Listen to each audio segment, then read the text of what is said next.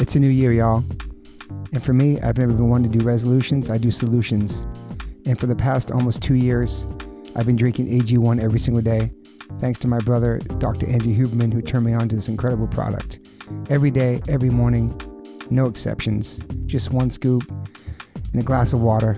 They also make packs that you can travel with. That's been very, very helpful for me as a active touring person. Having these packets with me all around the world has been really, really helpful. So if you're a musician or somebody that is always on the go, the travel packs are incredible. AG1 delivers my daily dose of vitamins, minerals, and pre and probiotics. It's very powerful, it's very healthy, and it's really simple, man. Healthy aging shouldn't feel complicated. The thought of taking multiple supplements and all these types of vitamins and stuff and powders, it's truly exhausting for me. I've never been one to take a lot of multivitamins anyway throughout my whole life. I always prided myself in just eating vegetables and eating all the stuff I need naturally, not in a pill form. So this is incredible. It covers my nutrient gaps. It supports my mental and physical health. AG1 is hassle-free, 60 seconds every morning. It's the high-quality ingredients of pre and probiotics, adaptogens and antioxidants, and whole food sourced nutrients. I drink it every single day. Every batch of AG1s goes through rigorous testing processes, and their ingredients are sourced for absorption, potency, and nutrient density. If there's one product I can suggest you guys, is the AG1s, man. This has been a life changer for me. So go to ag1.com/OLLC and you can get a free 1-year supply of vitamin D3 and K2 and 5 free AG1 travel packs with your first purchase. With AG1, I know I'm getting essential brain, gut, and immune health support, vitamins, probiotics, and nutrients for the day, and it's helped my mental and physical. So if there's one thing I can recommend to you guys, it's AG1s. It's my nutritional insurance. I pride myself as almost being 54 years old, not going to the doctor all the time. Knock on wood. I've been healthy my whole life and try to strive to be a healthy person, stay young, stay full of energy, and still do the things I love that I did as a kid. That's why I still skateboard, play music, exercise. So start the year off right. AG1, ag1.com/OLLC. Yo, Liquid Death, thank you so much for hydrating all my guests, taking care of me and my family and my friends. Love your water, love your brand, love what you stand for, love what you give back to the community. If you want to learn more about Liquid Death and how it started, listen to episode 115 with the co-founder, owner, and creator of Liquid Death, Mike Cesario. Just a punk rock skateboarding kid from Delaware with a dream. It's an incredible story, incredible journey. So if you go liquiddeath.com/Toby, you get free shipping on any items you order from liquiddeath.com. If you want to just get Liquid Death water, go to amazon.com. But for the merchandise and other cool items, exclusive items, go to liquiddeath.com/Toby and get free shipping. Thank you so much, Liquid Death. Death to plastic, murder your thirst. Stay hydrated. You know H2O saves lives. Welcome to the One Life a Chance podcast. I'm your host, Toby Morse. Today in my kitchen, I got a good friend of mine that we've been talking about doing this for many years. He was on one of the episodes where it was like an anniversary for H2O, but now he's in my kitchen. Mr. Chris Wrenn, thank you for being here. Hey, I'm happy to be here. I know what's crazy about our relationship right from the jump is that we haven't been signed to your label in a couple of years, and we're still a Bridge 9 band. Yeah. But that to me shows what kind of person you are in our relationship. You know what I mean? I appreciate hearing that. I mean, the reality is a lot of the relationships that I have as a label transcend just putting out records. Yeah. You know, and you guys are a perfect example of that. I mean, we've been working now with you. You've been a band for what? 30 years next 30 year. years. And we started working together technically in 07. Yeah, in 07. Record came out in 08. So that's... Damn. What, 16? Let's start right there because we met we met you at Vegetarian Paradise. Yep. The old spot in New York. Kind of pre-social media era, I guess. Wasn't that crazy then? Online world. I'm trying to how we tracked each other down and just talked about doing a record. Oh, you came to us first. Yeah, I mean, you were always, I mean, going back to like 2001, 2002, H2O was on that list of like bands that I would love to work with. So that was 5 years before we even actually had a chance to. Yeah. And thank you. Yeah, no, I mean, I was a fan of H2O before I started the label. Basically, like right at the same time, I think right as I was getting hip to what you guys were doing as a band, I was just starting Bridge 9. Yeah, 96 for you, right? So 95, the label started. 96, the first record came out. Okay, so us 94, our first show, 96, our first record, yeah. Yeah. By that demo. So you reach out to us because we had put a record out in 2001, the Go record, and then we had like a 7 or 8 year hiatus. And then I don't know if we were like putting the feelers out there about doing a record, or you just came to us. I'm not sure how that happened. You remember? Honestly, I don't remember. I knew that you guys were always a band I wanted to work with.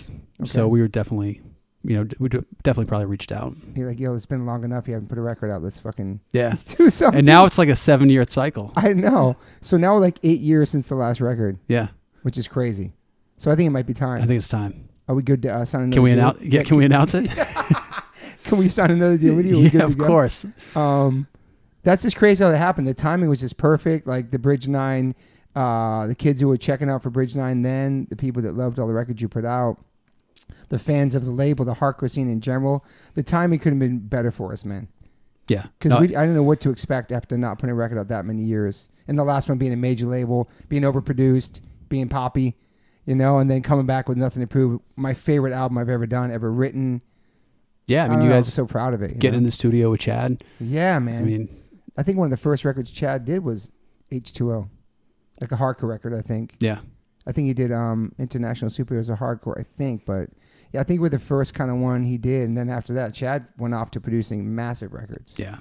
But yeah, man, just that connection with you. And I know you from the shows back in the day, and having Bridge 9 and seeing it throughout the years. And it's just cool how it all came together like that. Well, it's wild. I mean, the 7-inch we did before Nothing to Prove was our 88th release, I want to say. Okay. And then Nothing to Prove was our 92nd.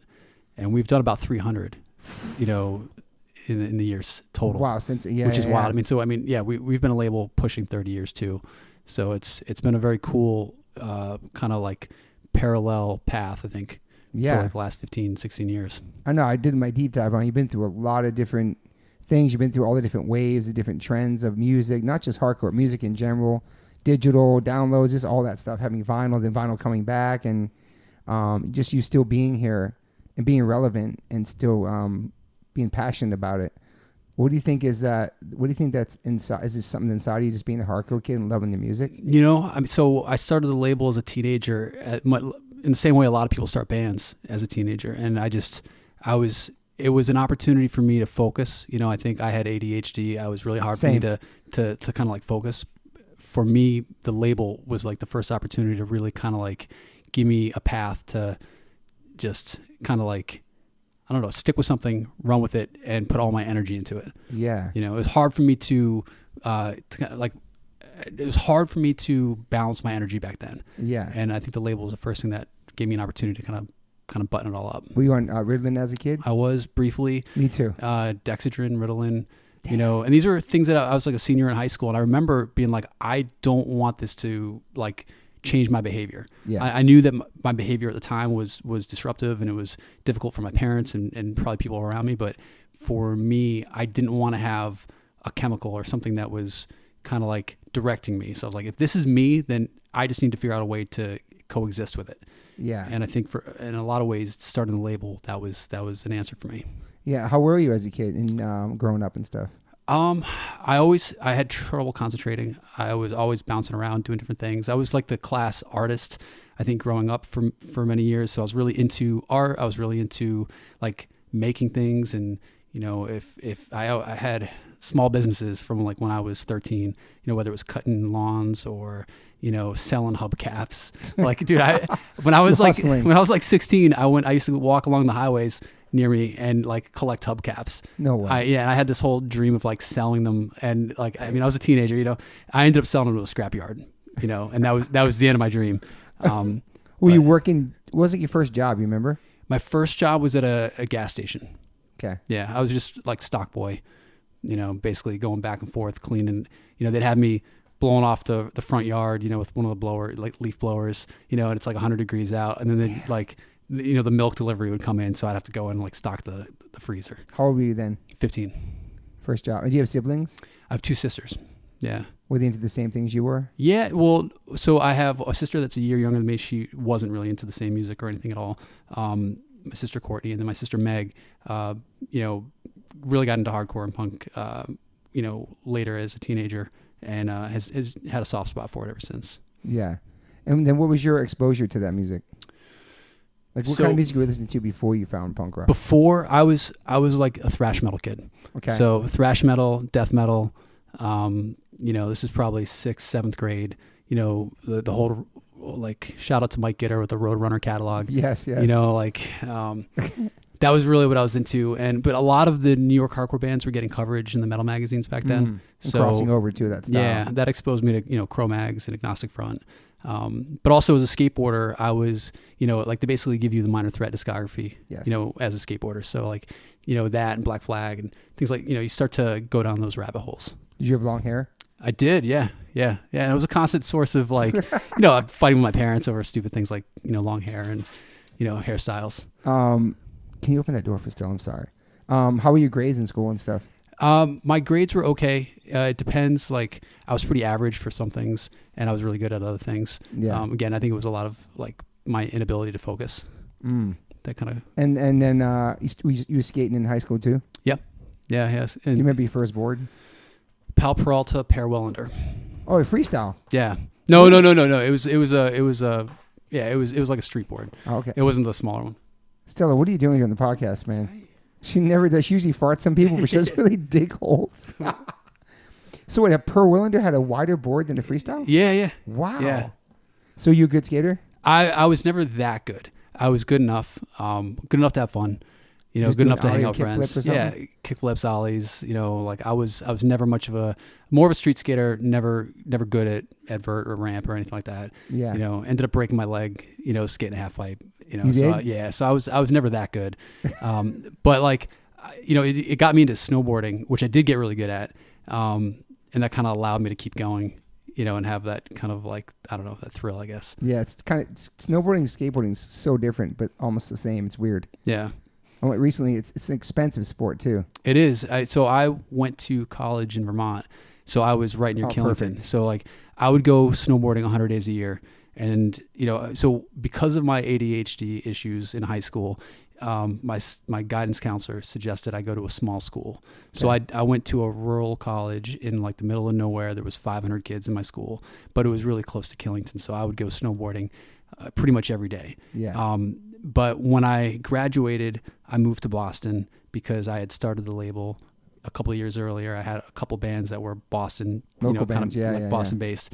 So, and a lot of people that I went to high school with all ended up, in the Boston area. So I moved there, and you can't snowboard when you're living in a punk house in Boston. Like, no. You can't afford it. So yeah. So I basically gave up, and I went snowboarding for the first time since '99. So that was '99 was my last time. Wow. And then I went for the first time this year. And how was it? It was. It's so funny. It was actually really good.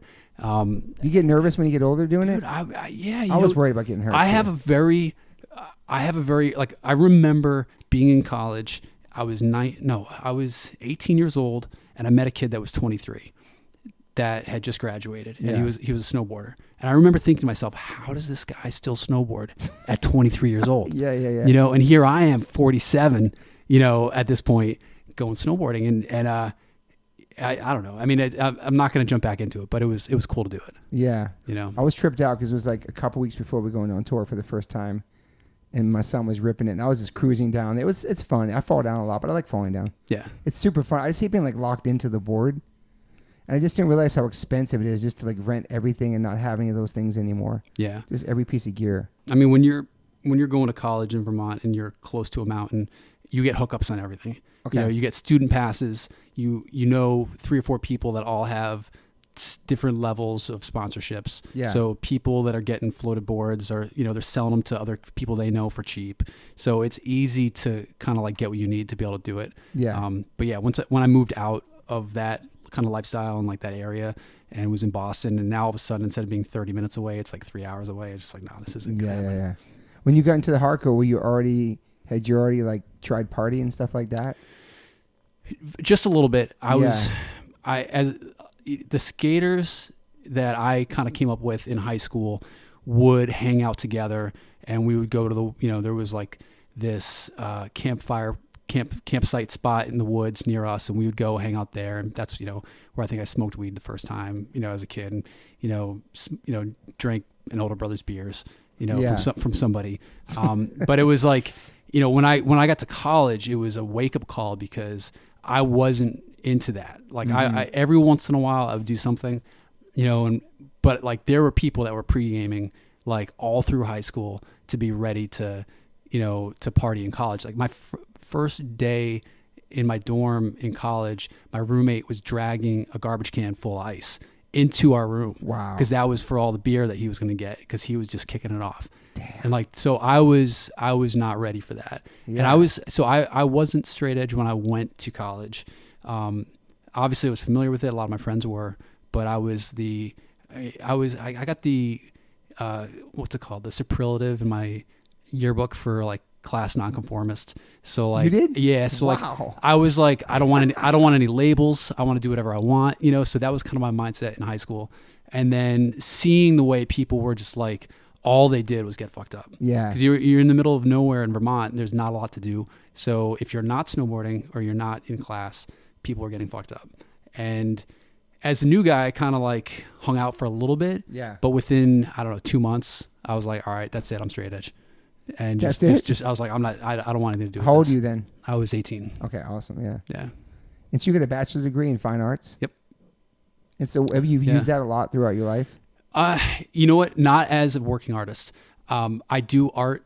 I do graphic design. I do things on a daily basis that require those skills. And require like kind of stuff that I learned. But I've never made a portfolio like since then. I've never like tried to get my artwork in places, like I'll do art for fun. Like I have things that I like to kind of scratch that itch. Like recently I started doing mosaics with photographs of gravestones that I was, taking and kind of making these, kind of art and images based on these old photos or photos of gravestones.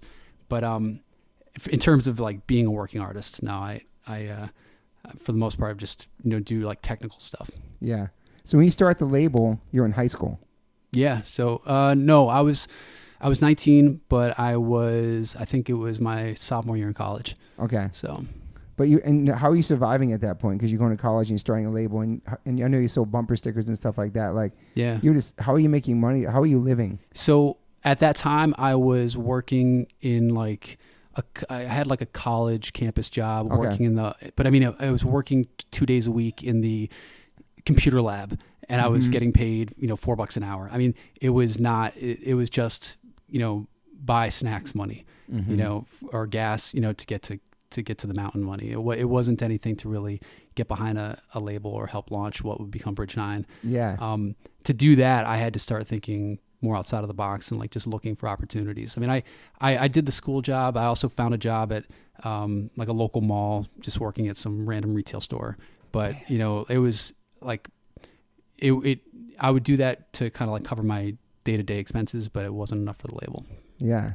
So you're making that, you start doing the bumper stickers, start putting out local bands, right? And then American Nightmare comes. Yeah. And that's a band that's really that did take off, and we're going to do more than just tri-state shows, right? Yeah. So that kind of makes it more real for you in a sense?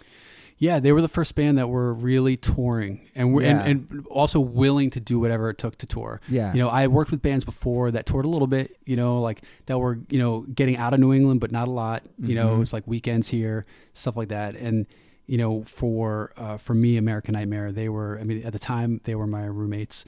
They were, it wasn't, I mean, I don't know, we didn't expect it to be a big thing, right? Like when it's happening, you're just like, oh, this band's cool. These guys are cool. I'm psyched on what they're doing song wise.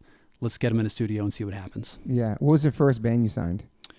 So, in terms of like an actual contract or just What's like the first band you put out? Yeah. So the first band we ever put out was, it was a split. My first release was a split 7-inch with this band Tenfold. Oh yeah. And this band Sum of All Fears. They were both kind of mid-90s Connecticut bands. Tenfold, a bunch of the guys went to my high school. They were a couple of years younger than I was, but they were from my hometown.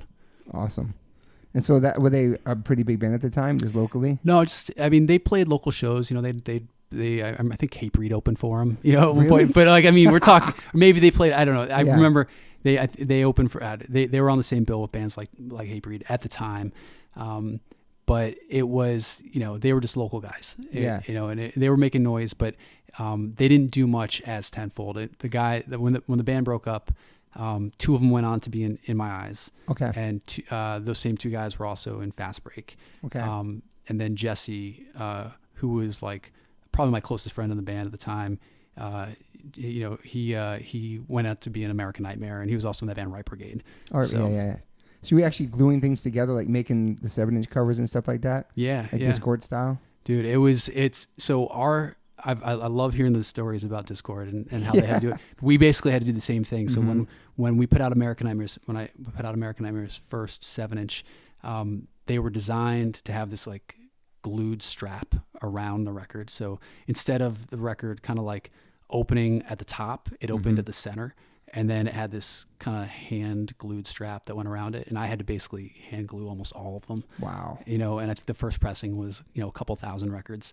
So like you would come into my, apartment, and I would have just hand glued, like these covers would be laid flat out on every surface of my room. Yeah. And then I have those little black clips clamping them together so they'd kind of like stay in place. It was an absolute nightmare. But and then at the time I was Jake Bannon was the one that designed it, and I was cursing him for doing that. But it ended up being a cool detail, and that record was a very important record for us. So it was worth it in the end. Was Tang from Boston? Yeah. Was that were the ones that were around back then? Like, what other labels were around independents? So yeah, Tang was a big one. Tang was a big one. Obviously, Revelation. I'm saying like in Boston. In Boston. It wasn't much, I don't think. Boston's always had a lot of labels, but a lot of labels that have picked up and left. Okay. So when Bridge 9 was getting started, Big Wheel Recreation was doing a lot of really cool things. Hydra Head Records, that was more on like the kind of metal side of the spectrum. And we actually shared an office with both of those labels at one point in Boston next to Fenway Park, and in a little office we called Initech, but it was those two labels. Doghouse had a presence in there as well. And there was a Black and White PR, which is a PR company that was run by Jen Malone, who's been doing some amazing things here in LA. Okay. With song placement. So. But were they strictly hardcore labels? No. So Big Wheel was put out hardcore records. Yeah. But also, Big Wheel was all over the place. They were putting out Jimmy World records. Okay. J. June records, like International Noise Conspiracy, like a lot of really cool kind of outside of the box stuff. Yeah. Hydra Head was very, kind of metal, but just very heavy, dark stuff. So American Nightmare was like the first official band you put out, as far as with a name and like, or were they not much when you put them out first? It was just a local band. They weren't like a big band as they are now, obviously. But they obviously weren't as big, but they were hyped up and anticipated. Yeah. Because 10 Yard Fight had just broken up. Tim, who was in 10 Yard Fight like at the last half of the band, was like the guy that helped start American Nightmare. So it was like the new band, and so there was a lot of interest. And at the time there was kind of a changing of the guard because 10 Yard Fight had just broken up. In My Eyes was breaking up. So some of the bands that were kind of the bigger Boston bands in the late part of the 90s were starting to step down. And I think there was like, who's going to step up in their place? Yeah, it was a big youth crew resurgence in Boston with those bands. Yeah, mid-90s. Such a crazy time for that. Was it mid-90s, right? Yep. And what about you with music? Did you have bands growing up too? Did you play music? No. So I you never sang or played guitar or nothing? We can get into the singing part. I was never in a band. All my friends were. So you just loved I think it's cool. You just love the music. I wanted to do something, and when I moved to Vermont, I wanted something to connect me because I felt really disconnected. I was in the middle of nowhere. Didn't really know a lot of people. I know Vermont, and we would go to a lot of shows in upstate New York and like the Albany area. Yeah. But it took a little while to learn where those places were and learn about those scenes. So initially, I wanted something that would help reconnect me back to my hometown and people that I was close with. So I decided to start a label to have something to kind of keep going home and like be a part of and support it. Yeah. What about the singing though? So the only time I ever sang, outside of like, I've been on tour with bands and like I'll do like guest vocals on something. I remember, I was on tour with a band and do a cover of Glue by SSD. So I would go up and do that. I did do a Lego song that there's like a Lego hardcore song. I'm sure Really? you've heard it. Yeah, like it made the rounds like a decade ago. But a friend of mine did. I might have seen. Was it It's animated? Lego Let's Go. It's like a music video. Yes. Yeah, and that's me singing on it. The whole thing. The whole thing. Yeah. What? And a friend of mine, Jay Moss, who was in Defeater, wrote the song. One of the guys that worked at Bridge 9, Seth, his brother, who has since passed away, worked at Lego. Okay. And was on like the Lego show, like the TV show. So they thought it'd be cool to have Lego music videos that were, written around, music that they liked. Okay. So they did a hardcore song. They did like was a there sludgy. like an X'd up Lego guy too in there? Maybe I might have seen something. I don't know if it was X'd up, but I mean, it's definitely like it's definitely a hardcore song. And so he wrote. Sorry for listening, but Stella's going crazy. She wants your attention, Chris. She just wants I'm some sorry. love. That's she knows you're a dog lover. So you sang on the Lego thing. That's your main thing. He thought it'd be funny to have me sing on it, and we did it. And we were like, all right, this is like whatever. It's it's just something funny, like a little cliff note. But it ended up getting like hundreds of thousands of views, and like it kind of went around the internet a couple times. And people knew it was you. I mean, my name was on it, like on the kind of like those MTV, like it tells you who does what, like at the beginning of it. So it did get out there at some point, but I think it was like under the radar for a while. Actually, I think for a couple of years before people realized. So you didn't get the buzz, you didn't get the fever to sing more every once in a songs? while it cycles through, and it's pretty funny. But no instruments ever, huh? No, I didn't have the focus. Yeah. I think again back in in high school and as a teenager, it was hard for me to focus. So like I played drums for a few weeks. I took a class. That's a good release. And tried, and it didn't stick. And I remember I think in like elementary school tried like.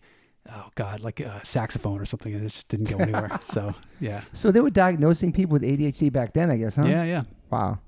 And so you were on medication for a little bit, then not, and then it was very briefly my senior year in high school, and I remember I'd be scared too to be on something. Yeah, I mean, I was in this class, like my first class of like my senior year in high school. It's like this, all the seniors are in one big auditorium, and I would go into there feeling like I was high almost because I was on this.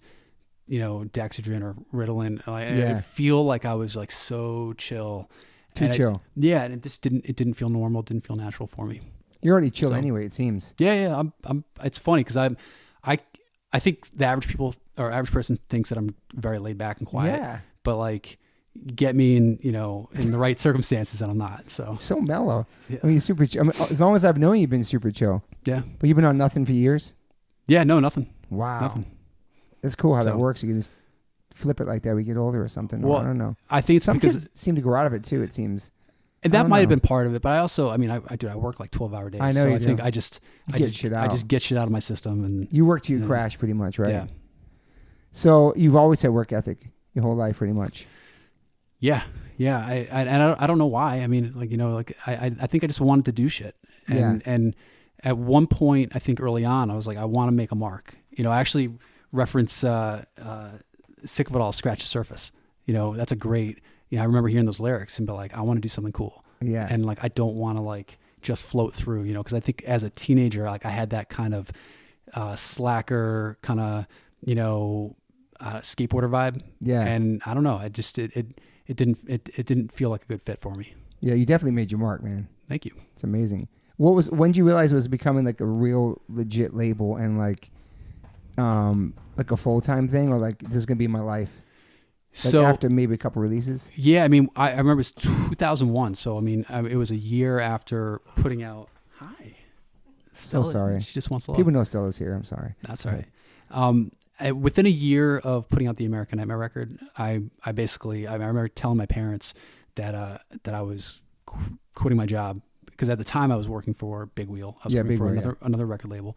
And I said, I'm going to focus on Bridge 9 full time. And so, I mean, that's been, 22 years since. But at the time it was, I had a few other things that I was working on that were allowing me to make that move. We had Tower Records at the time too? I had Tower Records till just before then. I think it was the American Nightmare record came out and I was working at Tower maybe a few more months. I have an amazing photo that you sent me of an FTTW display at Tower Records or something. I don't know if you did that, but I did. Yeah. And you remember Tower Records had those full album covers in the window? That was my job. Wow. Yeah. So I was working in the art department at Tower Records. I remember because when I moved to Boston, I was a skateboarder and, I was trying to explore the city. So I'd go out skating every night and one of the few places that was still open after hours was Tower Records, because I think they were open till midnight. It's crazy. So it would always end up at Tower Records late at night. Yeah. And I just remember being there and be like, this place is so cool, because there was artwork on every wall. Yeah. And it wasn't like all the promotional materials they had for albums were handmade.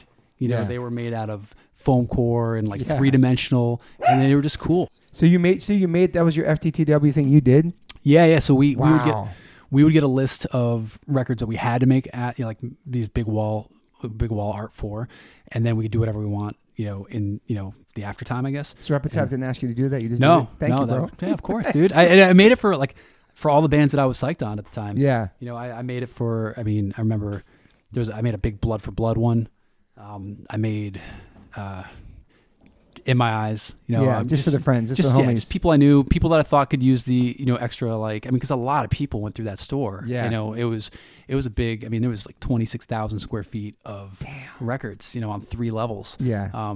Certainly something like that doesn't exist anymore in the Boston area, but I would just, make whatever I wanted, it was kind of a cool perk. So at that point you work in those couple jobs, and then after American Nightmare, you pretty much are like, I'm going to go for it. I'm just going for it. Did that sell a lot, the American Nightmare? So the American Nightmare record didn't, it sold a bunch, at least it sold a lot compared to what I had been doing. Yeah, right? for sure. It wasn't crazy, but the band built a lot of hype. They got a lot of hype. There was a lot of people interested in them, and I was a part of that equation, and I was putting a lot of the money that I was making elsewhere into them, and I think a lot of bands saw that and wanted a similar treatment. So early 2001, I really could have signed any band I wanted to. Yeah. At least that was in terms of like hardcore punk bands. Yeah. And that's what I wanted to do. So, I think by spring of 2001, I had a dozen albums that I'd already, I only put out 3 records the year before, but I had like 12 lined up that I'd already made commitments for. So at that point, I was like, I can't do the day job and the label and like everything. So I was like, I just got to step down from the day job, focus on just doing the label. And who's helping you at that point? Is this you and a couple friends? It was literally, at that point, it was just me. Damn. I did hire somebody in 2001 to help. They were helping me with like the website and packing orders and stuff like that. And being in Boston, there was always college kids that were able to intern and come in and help out and hang out and pack records and, kind of keep things moving. And then I had one of my first interns was this guy, Max Powers, who I've known for since over 20 years. Yeah. And he helped me out in the beginning. Was everybody hitting you up at the time to be even like local bands? Like everybody wanted to get on the label at that point? Did it become like a thing? Yeah. It was very quickly. It was just like all of a sudden, because a lot of the bigger labels at that time that would have put out American Nightmare weren't doing that. Yeah. It was, there was definitely like this moment where, like I don't think like Equal Vision, who ultimately did sign American Nightmare, they didn't take them at the first opportunity. Wow. Because obviously with Tim being in 10 Year Fight, he sent a demo to Steve Reddy and to Equal Vision to check out. But it was a rough demo. You really had to see them live to know their potential. And so they initially passed.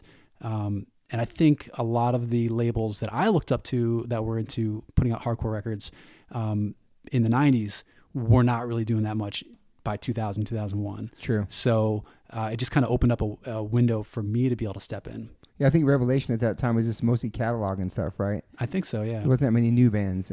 As of now, there's more younger bands that are signing, but... For sure. You've been in the mix. You were like on that back then. I was just in the right place at the right time. And I was willing to put whatever it was, because, I know you got your research there. You got more New York bands on your label than Boston bands, which is crazy. We 100% do, which is ironic and funny, but it's crazy. Yeah, considering where what paid for most. Of the bands. Fucking Reds, Yankees Suck stuff. Yeah, so that's crazy. So that started really funding it too. Just you guys going to those games and having stickers or whatever, T-shirts randomly, right? Yeah. So at the time, in the fall of '99, you couldn't go anywhere in Boston without hearing somebody chanting "Yankees Suck." Yeah, it was ubiquitous. It was everywhere. You went by Fenway Park, and it was everyone was chanting it. There was a lot of hatred in the rivalry between Boston Red Sox fans and Yankees fans. Totally, there was some with the hardcore scene too. Generations before us, though. It was like Boston, New York. Yeah. Yeah. So for us, I mean, I had a roommate that was, looking to make money. I was looking to make money. We had seen how rabid Red Sox fans were. And I mean, I had never had a line of people to sell. Like when I would sell records at like the Middle East, I'd have my little merch table and I'd be selling records. And I never had, a line out the door to buy my records. Yeah. But when I went to Fenway Park and I started selling Yankees Suck merch, I had a line down the block. It's crazy. Nobody did that before either. There was a couple people here and there that would do it. So we weren't the first people to do it, but we were the first people to do it the best. And at the level, that I think commanded the most attention. So. And when you're doing that outside, I think we had talked this before. Are there other people trying to sell things? Does it get violent? Are there people trying to stop you from doing it? Are you considered a bootlegger? Like, what is that vibe? So it's funny. We were just talking to your son Max about surfing and locals and waves, and it's kind of the same thing. I think with when people are surfing, there's like only so much surf area, right? Like in a specific spot. Yeah. I mean, I know the ocean's huge, but there's probably like a break that's like the good spot. And with us at Fenway Park, I mean, there's only so many blocks, right, where you can really kind of do your thing. So we would go down, and sell. And I mean, at the time, there were random people here and there that would show up and do their own thing. But we had a crew of like 15, 20 people. You were ready, just in case. So nobody was fucking with us, and we were able to just kind of do our thing, kind of unfettered. Hold your own down there, yeah. But sometimes people would. Yeah, nothing crazy. Sometimes people would. It never got too crazy, I mean, I remember we would have a guy go get grape juice. And, I mean, this is like the low level intimidation stuff. So like somebody would say, like, we would be selling stuff, selling shirts and what have you. And then somebody would randomly set up in front of us and you would go up and say, hey guy, like, I see you're new here. No, there's already like, people are already, kind of doing their thing here. What's he setting up? Setting up selling T-shirts outside of Fenway. It's like, so you're going to have to go to the back of the line, right? If you're the new guy, you go to the back of the line. And every once in a while, most people will be like, oh yeah, I totally get it. Like there's already a thing, there's already a market here. And then sometimes you would have somebody that's like, well, fuck you. This is a free country. I'm going to do what I want. I'm like, okay, fine. And then like one of the guys that would go get like 2 gallons of purple grape juice, whatever the cheapest grape juice that you could at the 7-Eleven down the street. And they would just walk up and just start pouring it all over their shit. Damn. And it's literally the dumbest. So why grape juice? Because it stains. Just stain the shirts, and it's like, all right, so fuck off.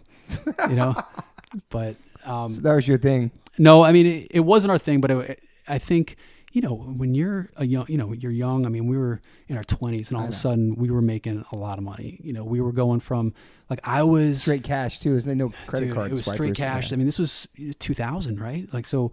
There was no credit cards. Everyone had cash in their pockets. And, for us, like we would go down there. I was making $250 a week. No, a paycheck, I think, at Tower Records. Okay. Right. So $6 an hour or something stupid. And, I was living with roommates, but I had no extra spending money. I mean, I wasn't taking cabs. I wasn't going out for dinners out. Like, the only place I went to was the burrito place, and it's because I knew a guy that worked there. So we passed burritos over the counter. Like, so now all of a sudden you've got guys that are making hundreds and thousands of dollars a night out of nowhere. There was it was absolutely, so like you get to the point where like, fuck you. If you're going to show up and try and sell right next to me, you're taking money out of my pocket. You guys are making crazy money like that. Yeah. Yeah. So like, I mean, and it was overnight. So, I mean, that's how, for me, that's how the label was able to blow up. That's how we went from 2 or 3 records in 2000 to 12, 13, 14 in 2001, 13, 14, there's like 15 records in 2002. So. And how many games like per month usually? So it was about 15. Wow. Yeah. I mean, it was, damn. Yeah, it was 81 games a year, at Fenway Park. So, it was anywhere from 10 to 15 games a month. Yeah. Holy shit. I didn't realize it was that much money, man. Yeah. Wow. So you put it all back into the label? All back into the label. Yeah. I mean, like literally every day I would go and buy money orders and send them to pressing plants and send them to, whoever designed the records or to recording studios, stuff like that. And you still live with American Nightmare at the time? You guys are just your roommates? Yep. So this would have been in the first year, 2000. That summer. So you quit your job at that point? the Tower Records one too, and you start making money like that? So that was what allowed me to. So I had quit the job at Tower Records, and I was working at Big Wheel. Yeah. But I wasn't really getting a paycheck at Big Wheel. It was a weird thing, and like in hindsight, learning the ropes of a label. It was basically the deal was so Lumberjack, the distributor. I remember Lumberjack. Yeah. Yeah, they were bankrolling the position that I was doing. Okay. And I was basically the go-between from Lumberjack to Caroline Distribution. Gotcha. And I was kind of the person that helped that relationship, because we know when you've got a band that is now selling in like the bigger stores, like, you know, if it's like the mom and pop record stores, like most hardcore bands, like at the time, it was mostly through Lumberjack. But if you had like a Jimmy Eat World or a Cave-In or like these bands that were kind of breaking out, then you needed Caroline's kind of muscle as a distributor. And so I was hired to help kind of with that relationship. Yeah. But the job didn't have a paycheck. It was, they gave me credit at a pressing plant for my label. So like I only had 7 records, I think, on Bridge 9 at the time. So I wasn't in a position to get a full-time distributor like Lumberjack. Yeah. But basically by taking the position, I got distribution for Bridge 9, and right as American Nightmare was on the scene. So that was an opportunity to give them like nationwide distribution. Perfect. And then it was like $1,000 a month towards my pressing plant costs. So like I was able to take that kind of like hit because I was making all the money outside of Fenway Park. Yeah, thousands and thousands of dollars. Yeah. Man. You tried getting a bank loan too, right, or something? Oh yeah. All Dude, I did. I mean, they laughed me out. Yeah. Laughed me out of the. Yeah. Like you'd go in and because I mean, you know, at the time I was probably 22. I think 20. Yeah, probably 22 years old. I had like a $6.50 an hour job. I had no collateral whatsoever, no savings. Yeah. I mean, you know, you're not. Bridge 9 didn't even have distribution. You know, when I was trying to get these loans, you know, it's just like I have this, you know, all these cool opportunities I want to do, but like, you know, nobody's going to back you. I thought it was cash. So you just have to. Well, that's what you had to. Had I been given a loan, maybe I wouldn't have gone to Fenway. You know, and I'd be beholden to banks for the whole rest of my life. Yeah, that's true. It's smart. You know, for me, it was an opportunity to, you know, to really kind of try and think outside of the box. Yeah, and then Sully's brand, does that come way later, or does that comes pretty soon because you realize you have a cash cow there too, making all that stuff, right? So that came right away. I mean, so we started doing the stuff like selling. Initially, it was all rivalry, Yankees suck, anti-New York, anti-Yankee stuff, right? Like that was like what we started with, and then of course, as you start to, well, of course, 2001 and September 11th happened, and that made it very difficult, as you know, to bash New York. So you had to diversify as a brand, and I think we weren't really a brand yet, but we were looking for opportunities to make money. And as we diversified, and as I diversified, I realized 2 things. One, we were still making a ton of money, and it was actually a better business than putting out records. And then the second thing was that we needed to. I needed to do something with this. So basically it became Sully's brand. Okay. So I started a second brand. Where does that name come from? People always ask me if I'm a Sullivan. I'm not, but it was Sully's was something that was familiar. Everyone knows a Sully, and I think for us, it was just an opportunity to give a face to, give like dimension to a name. Because before we were just like the Yankees Sucks guys. Yeah. And like, we wanted something that had a little bit more character. Yeah, Sullivans. I have a bunch of cousins, Sullivans in Massachusetts, actually. Nice. So that kind of like funds everything in a sense, and then a lot of those cool like Boston Pride shirts. A lot of those shirts, really started showing up in all those movies too. Yeah, I think even before the Ben Affleck stuff, like early movies, right? Not the Town, but something before that too, wasn't it? I'm trying to think. The Town was the one that was the big one. I remember we got a phone call from somebody in the costume department for that movie for The Town, and I think they had bought a couple of our T-shirts at like a Newbury Comics, like the local Newbury Comics, shout out, yes. Yeah, and they wanted permission to use them, and at the time, I think Ben Affleck, obviously big actor, very successful actor. I don't think we knew what The Town was going to be when they came to us, because I think there'd been a couple movies right before that maybe didn't take off as well. So we're like, all right, this is cool, whatever, like they want to use some stuff. And so we actually said, yeah, you can use those shirts, but like we also have this whole website full of things. And if you want to check it out, let me know. Yeah. And they ended up faxing a 4-page handwritten list of like all the stuff that they wanted. And it was crazy. And it was like 6 to 8 of everything. So, I was like, all right, so I'll give you a wholesale, discount, which is stupid. I mean, I should have just charged them full price, but like, they bought all this stuff. And I thought, for a whole year waiting for this movie to come out, I was like, this is going to be like a 90-minute commercial for Sully's. Yes. And it wasn't, but it ended up being very cool. I mean, we had a T-shirt on Ben Affleck, one of our Believe in Boston shirts. We had a T-shirt on Jeremy Renner. So that was very cool. And when the movie came out, it was like Christmas, for us. Yeah, that's amazing. And fast forward to even now with Ben Affleck still rocking your stuff, and over the past couple of years, right? You send me pictures all the time, and just randomly popping up wearing something, or you sending him things. Yeah. Well, you sending something randomly to his house or something. I sent him a package on the 10th anniversary of the town, and it was just thank you for including us in your movie. I know it was an important movie for him. It was one of the early movies for him as a director. Yeah. And I just said, it's been a decade, but we still greatly appreciate the opportunity, and it's been very cool. And he wore all of the shirts. Like, he's wearing a half heart shirt too. At one point. Yeah. I wonder if he like knows what it is, or like did a deep dive on it. Knows it's a Boston label. Yeah. Sure. No, he's obviously very supportive of all things Boston. But could I tell you? I don't know if in your research, did you know about that movie, The Tender Bar? Yeah, I just watched it recently because they filmed it right near your new store. Yeah, correct? So our building, our store is in the background in a couple of the scenes. So we moving into this new building in Beverly, Massachusetts was an absolute like jump off a cliff.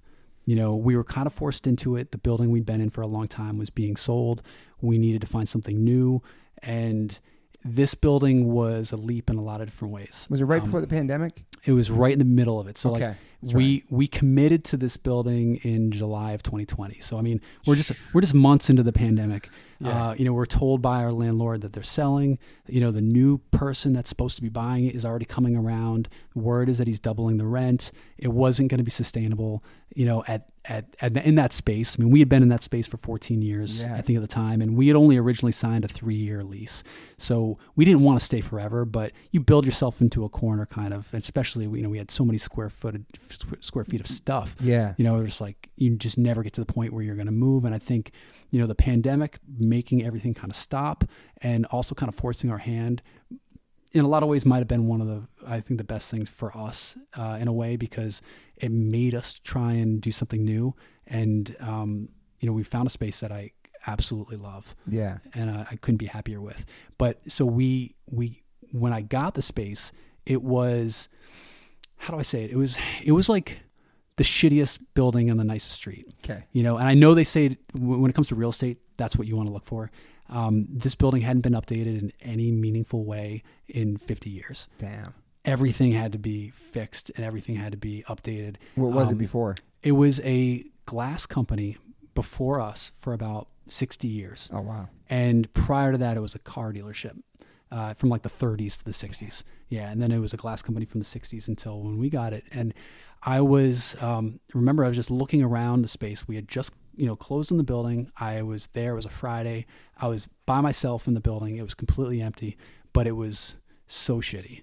And I was just looking around being like, what the fuck did I do? Like, seriously, like, what did I commit to? Yeah. And then the following day, it was actually the following Monday, we got a phone call from the location scout for Ben Affleck's movie. Wow. And they wanted to use it. And so by this point, he, for the prior year, had been repping our brand pretty regularly, and both Bridge 9 and Sully's.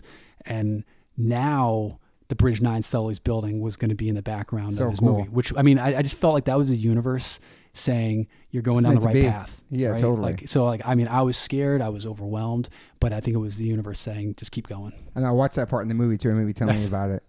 And did you get to meet him at that time, or? Yeah. So one of the things that I realized I learned was a lot of the people that were working on the movie set, and our street was the set, I guess. A lot of people involved in music. a lot of people that were into hardcore and from punk. the core. Yeah, I mean, there was, one of the guys that was in Slapshot when I went to Europe with them in 2005 was doing the lights. Damn. There was this guy that was like the Mighty Mighty Boss Stones merch guy, That's awesome. like from back in the day. Yeah. He was working the set. It's crazy. One of the main people that was kind of overseeing the set went to high school with Mike Gitter. So, and like the one thing that I had in the building, everything was still in our old space. We hadn't moved anything over yet because this was like weeks after we got the building. I had a box of these XXX fanzine books.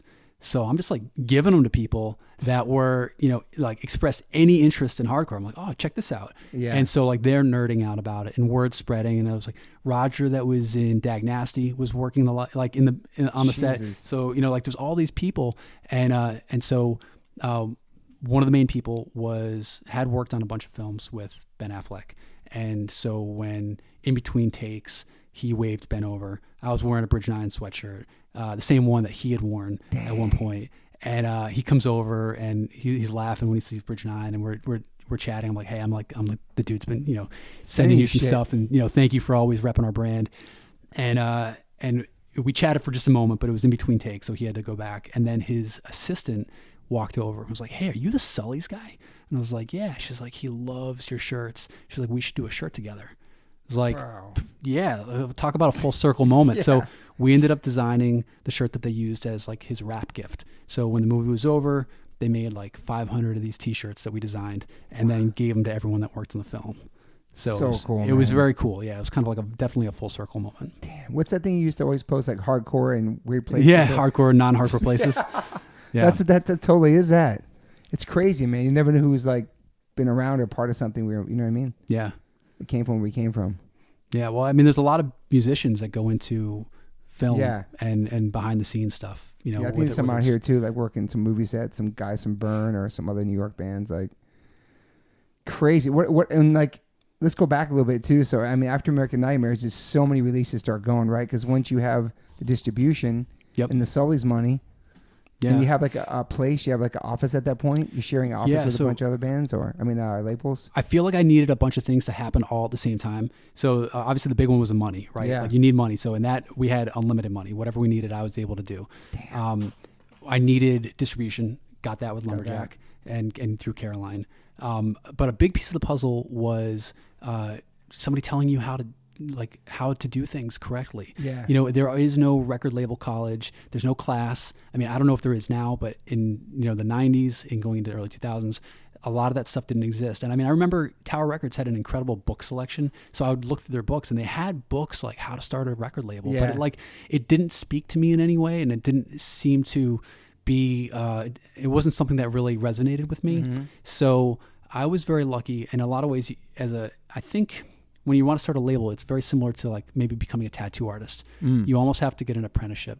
And so I was able to get a job working for Rama at Big Wheel where, he had a label that was doing very, very cool things. Yeah. And it gave me someone that could be a soundboard, like telling me things that he had done, mistakes that he had made, or simple things like, hey, you know what, you want to get your records pressed, try this pressing plant or try this printer, or you know what, if you want to get posters, this place is cheaper, or stickers, like all these little things that you need as a label. Now I had somebody that had already done it a bunch of times. Yeah. And shortly after starting to work for Big Wheel, we all moved into an office together, which was, we called it the Initech office, and it was right next to Fenway Park. And, now all of a sudden I had Mark, who ran Hydra Head, and he's, sings for that band ISIS. And then we had, that was Aaron, who sang for ISIS and ran Hydra Head. And then Mark, who ran Tortuga Records. These were all people that had put out a bunch of records, or certainly more records than I had. Yeah. And were now just people that could help point me in the right direction. So I had this kind of like built-in network of teachers almost that helped point me in the right direction. What was another one after American Nightmare? Like what was the first kind of big one then for you? So after American Nightmare was probably Terror, I think. We had an EP.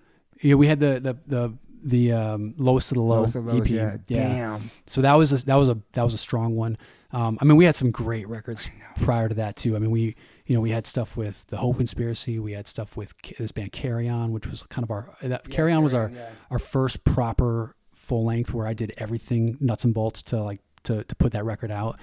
And then there's a lot. I'm gonna name a few, right? I'm gonna Sure. give you your flowers. So you got Antidote, Backtrack, Betrayed, Blood for Blood, Voice That's Fire, Buried Alive, Burn, Champion, Ceremony, Crime and Stereo, Crown of Thorns, Cruel Hand, Dave House, shout out to Dave House, Dead Swans, Death Before Dishonor, Expire, Foundation, Gallows, H2O, Have Heart, Jesus Peace, Lemur, Lemuria, Miles Away, Newfound Glory, No Turning Back, No Warning, Outbreak, Painted Black, Polar Bear Club, Project X, RA, Ramallah, Right Brigade, Ruiner, Shark Attack, Sick of It All, Slapshot, Soul Control, SSD, Strike Anywhere, Striking Distance, 10-Yard Fight, Terror, The Alligators, The Distance, The Hope Conspiracy, The Proletariat, True Love, Underdog, Verse, War on Women, What's Eating Gilbert Grape, Wrecking Crew.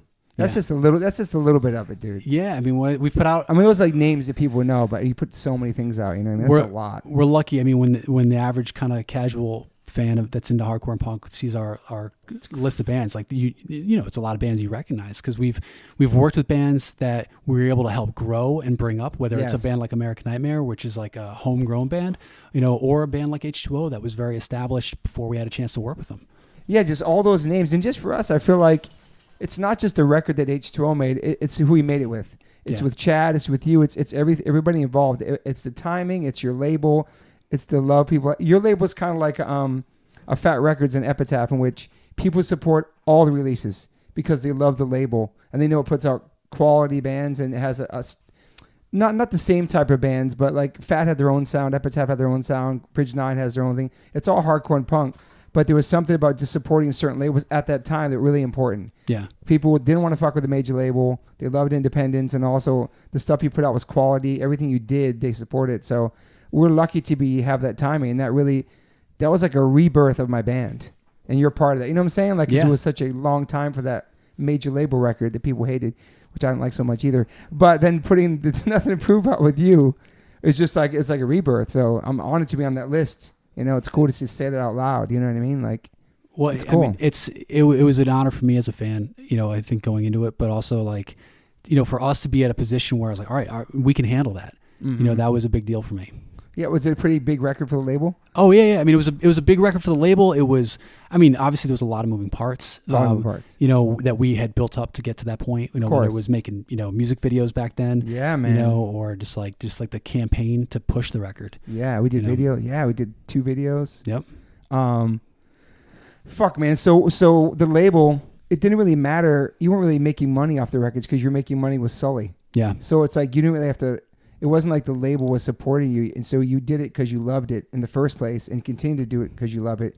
But then the money, it was like whatever. Like if a record didn't sell a lot or your expectations or whatever you have is that you're putting out because you love the band. It didn't matter. You know? Didn't matter. And honestly, in a lot of ways, I mean, it's funny because now, you know, now we've been a label for as many years as we have, and I'm finally at a position where like I've had to make decisions that, you know, that are in line with, like I can't just be like, fuck it, we're just going to put out this record. Like I have to be more calculating, but back then you could. Back then I could do whatever I want, which was free. But also, I mean, I've been very fortunate because by having the 2 businesses, like I've never had to depend on Bridge 9 to be my paycheck. You know, like it does give me a paycheck every, you know, here and there, but like it's never been like this is going to buy me a house. It never did, you know, and it never has because I've always been able to reinvest whatever was coming from the label. And if my day-to-day living, I was able to usually focus on through Sully's. Yeah. So I think it gave me a freedom that I didn't have to make decisions based on how much money I thought it was going to make me.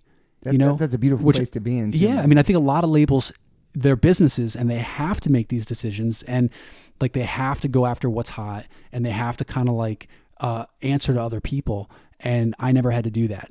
For better or for worse, right? Like, so like, I mean, certainly maybe I would have made other decisions that would have put the label in a different, you know, trajectory if I had to focus just based on money, but it never felt right. So I never had to. Yeah. How many major labels were they swarming at you at one point? No, I mean, we've only ever had like a little bit of interest, from like, you know, bigger labels in terms of what we were doing. But it, you know, at least to my knowledge, I don't know if behind the scenes if they're talking about it, but yeah, you know. I'm curious because there was a time when everybody wanted independent labels or the band you had on there. Did people try to buy out bands from you or records or? No, I've never had a band bought out. You know, like in a lot of ways, I've never had some of these bigger opportunities that whether like an Epitaph, or like where you get these like just crazy lucrative opportunities, and we've never had that. You know, we've just always kind of just been very grassroots, just done our thing, put out our records. That's crazy. So over 300 releases now at this point. Yeah, and still making records and still everything. Yeah. It's still. I mean, we took a little hiatus from signing new bands while we were building out the warehouse and building out the new record store. But we're now starting to look at new bands, and we're starting to, get excited about putting out, new records. I mean, for a little while, it was just putting out records for our current like artists or artists we had a history with. And now we're starting to kind of explore new things. So I'm excited about that. What about more books? Because you have the first 9 years, you did the Triple X book. Would you have more books to come out? I really enjoy doing those books, but it is like a different animal. I'm sure, man. There's a whole like bunch of different things that go into it, and it's just the amount of work that goes into it. For what I do, there's people that can do it much better, much faster, and more, probably more profitably. But they came out great, though. Thank you. I mean, I loved it. The Triple X book was probably one of my biggest projects I think I've ever. Now outside of the building is my biggest project. Yeah. But prior to that, it was the Triple X book. So, it's a great book. And if you haven't picked it up, find it, pick it up. We have them online. It's insane. It's such a beautiful book, though, man. Thank you. I mean, it's 5 years of fanzine, all packed into, it's from 1983 to 1988, all packed into this like beautiful, like 300 or so page book. Yeah, it's sick. What about like a documentary or something about you and Bridge 9? Would you ever do something like that? If people hit you up about that? Yeah, I've had a few people asking me questions about it, and I've done a lot of writing about those kind of early. The genesis, kind of like Bridge 9, Sully's, kind of like what it took to get started, years. So we'll see if anything comes out of that. It's the epitome of DIY and just figure it out, like just figuring out and just doing it because you wanted to do it. Starting at a young age, you started, Yeah. Well, I mean, even not giving up and not quitting. You saw my updates when I was building out that building, right? Like, I mean, it's like DIY. This guy needs some help. He's by himself in here fucking like 14-hour days. Yeah. No, I started seeing more people come in the picture helping you. But I'm like, yo, how is this even happening, man? I was very fortunate, and I do have to give out some shout outs. Some shout outs, bro. Larry Kelly, gentleman so when I was staring at the cliff that I was just about to jump off of with this building, and I was like, what the fuck did I commit myself to? He reached out to me. And it's funny because from what I remember, he had heard that Ben Affleck was going to be filming next door. And he knew the Ben Affleck connection. So he was like, hey, you should bring some t-shirts to Beverly, and send me a picture of the building. Because they had redone our whole building to look like a photo developing studio from the 70s. So they had put up new signs, totally redone the whole front of it. And he sent me a picture of it. And I was like, that's my new spot, right? And he's like, what? He's like, get out of here. He's like, I got to come see this. And we had talked a little bit here and there. I had met him, speaking of the Triple X book, when I released that. He was from like the first kind of generation of Boston hardcore. Yeah. And he is a very, very talented carpenter. And he lived right down the street. And so he came and was like, wanted to see the building just out of curiosity. But I think he saw my face and he was like, bro, you need help. I don't think he said that, but he's like, you need help. And I want to help you. So he brought tools. He brought,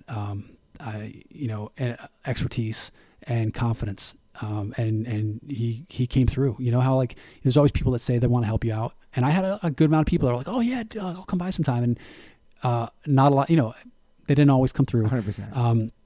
Larry came through every time. Damn. And he came through and helped us turn this building into something very beautiful. So now the store, I mean, we have like one of the coolest looking record stores, and it's so much cooler than it should have been. Mm-hmm. But it's because of the level of attention to detail. Because he's a contractor that does carpentry in mansions.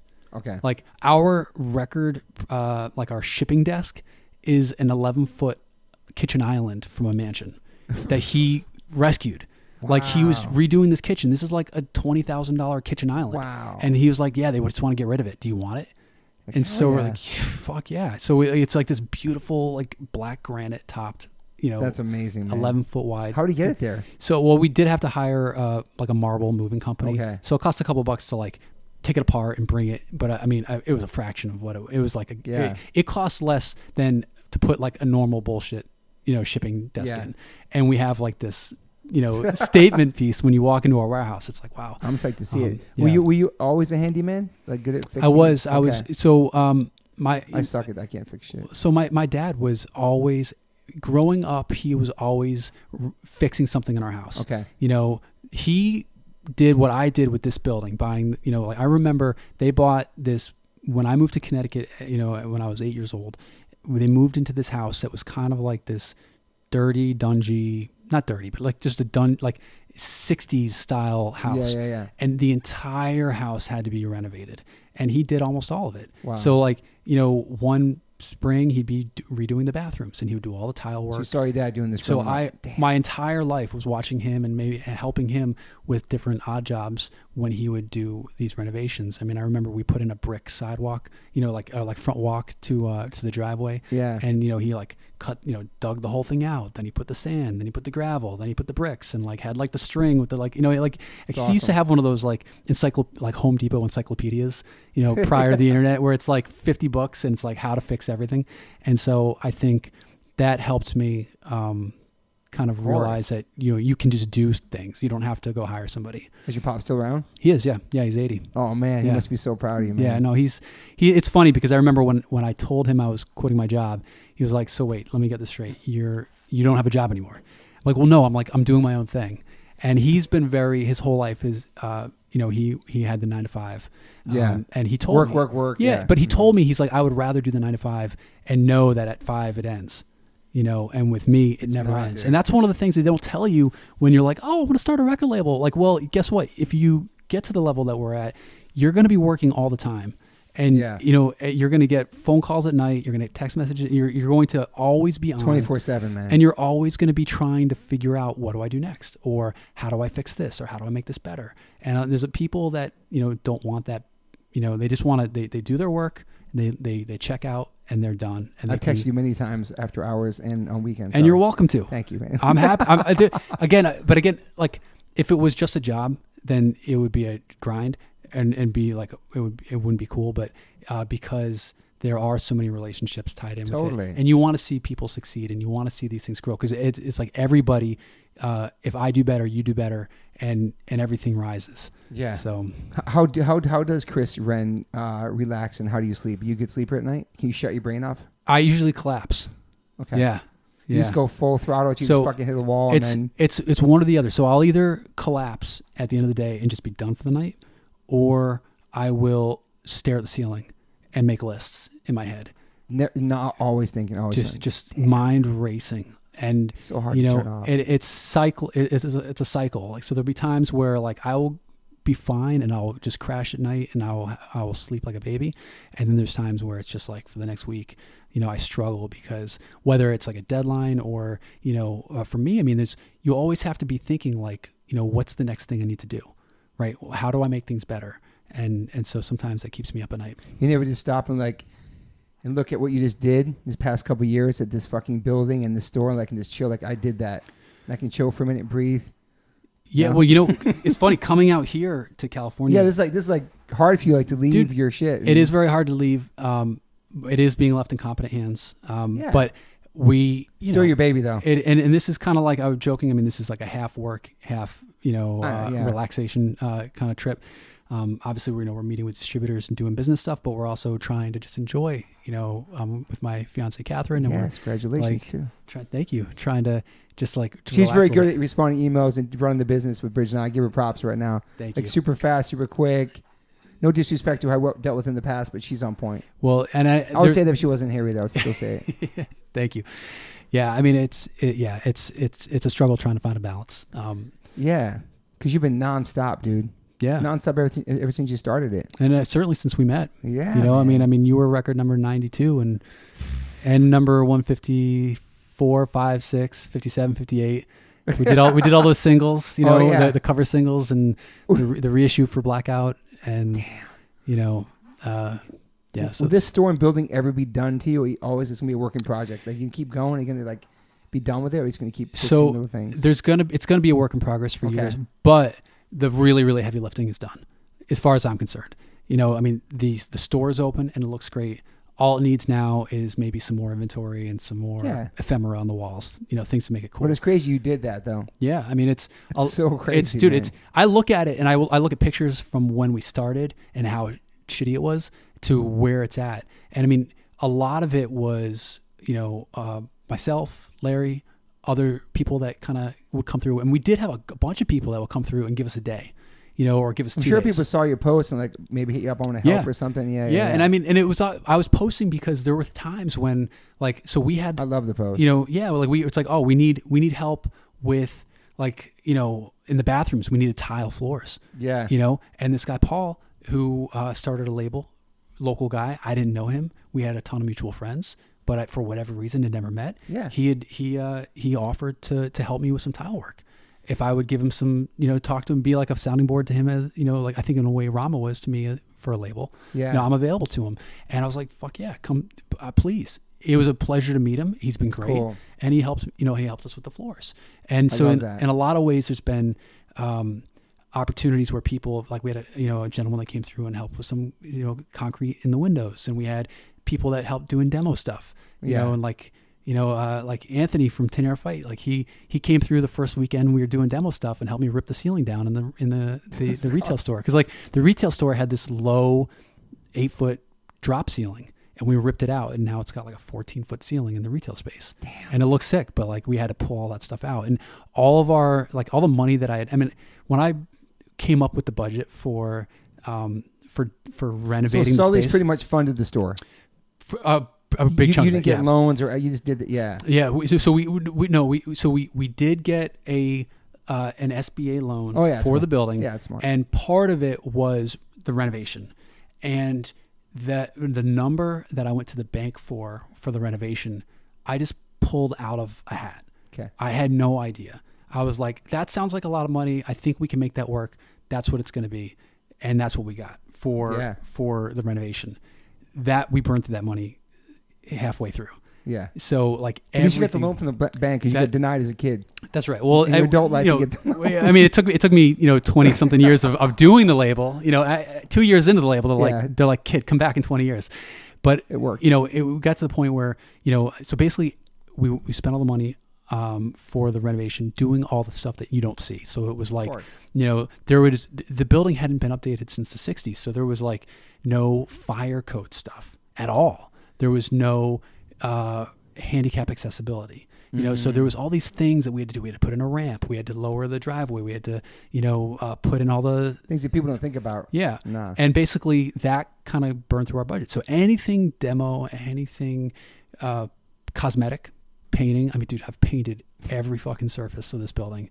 I fucking hate painting, so I do it though. I've painted everything. Like, I mean, we're talking like 10,000 square feet of stuff over the last year and a half. And that was just because like, that's something that I could do. I mean, I went to art school. So like if I can, I'll paint. Yeah. I'm not going to pay somebody to do it. And it was, true. I mean, I live 2 minutes down the road from this now. So it's like, all right, I'm going to go there. And every night for a long period of time, I would just, when I was done with work, I would just go paint. We eating dinner there, hanging, having food there all night, just staying there. Like, it kind of inspired me because when I started redoing my house during the pandemic too, I would just post and say, anybody that follows me work at a small independent business or company. And so many people reach out to me from I'm a hardcore kid, blah, blah, I have my own company, I'm a construction. And I have people come and give me quotes and stuff and just trying to keep it in that community. Because you don't know who's watching or following or comes from our scene. They actually want to help too. Well, and that's what I found. There's people that really do. I mean, because they also see it as, we're going to be doing really cool shit out of this building. Yes. And so there's people from our scene and our community that want to see that thrive. 100%. Right. And they want to see bands come through and play in our warehouse. And they want to have like, good records come in. And I mean, the fact that we are a record store that sells mainly punk rock records on a main street in 2023. Yeah. And like a quiet, like kind of like, suburban street is wild. And they have shows there. Yeah, I mean, Newfound Glory played there. Are the there. neighbors cool about the music and stuff? Yeah, I mean, we don't have a lot of direct neighbors. We have a house next door to us, but there's nothing behind us, nothing. There's like a bar to the side of us, the bar that was in the Tender Bar, it's kind of loud. So, there's really not any issues so far. So Newfound Glory was the first show you had? Newfound Glory was our first show. Obviously a huge opportunity to have that. It's amazing, man. The footage was so cool. Dude, it was so cool that they did it. Then they were doing double duty because they played to 900 people that night in Boston. Yeah, you said you rented a van, went and got them, brought them back, and then now these dude, DIY. I mean, we just rented the van, go pick them up, bring them back. Awesome. They played the show. I mean, it was very cool. I'm hoping to do that with you guys in the fall too. I would love that. I mean, that's how it worked, right? Like that's what made it work, and so we've got a bunch of other bands.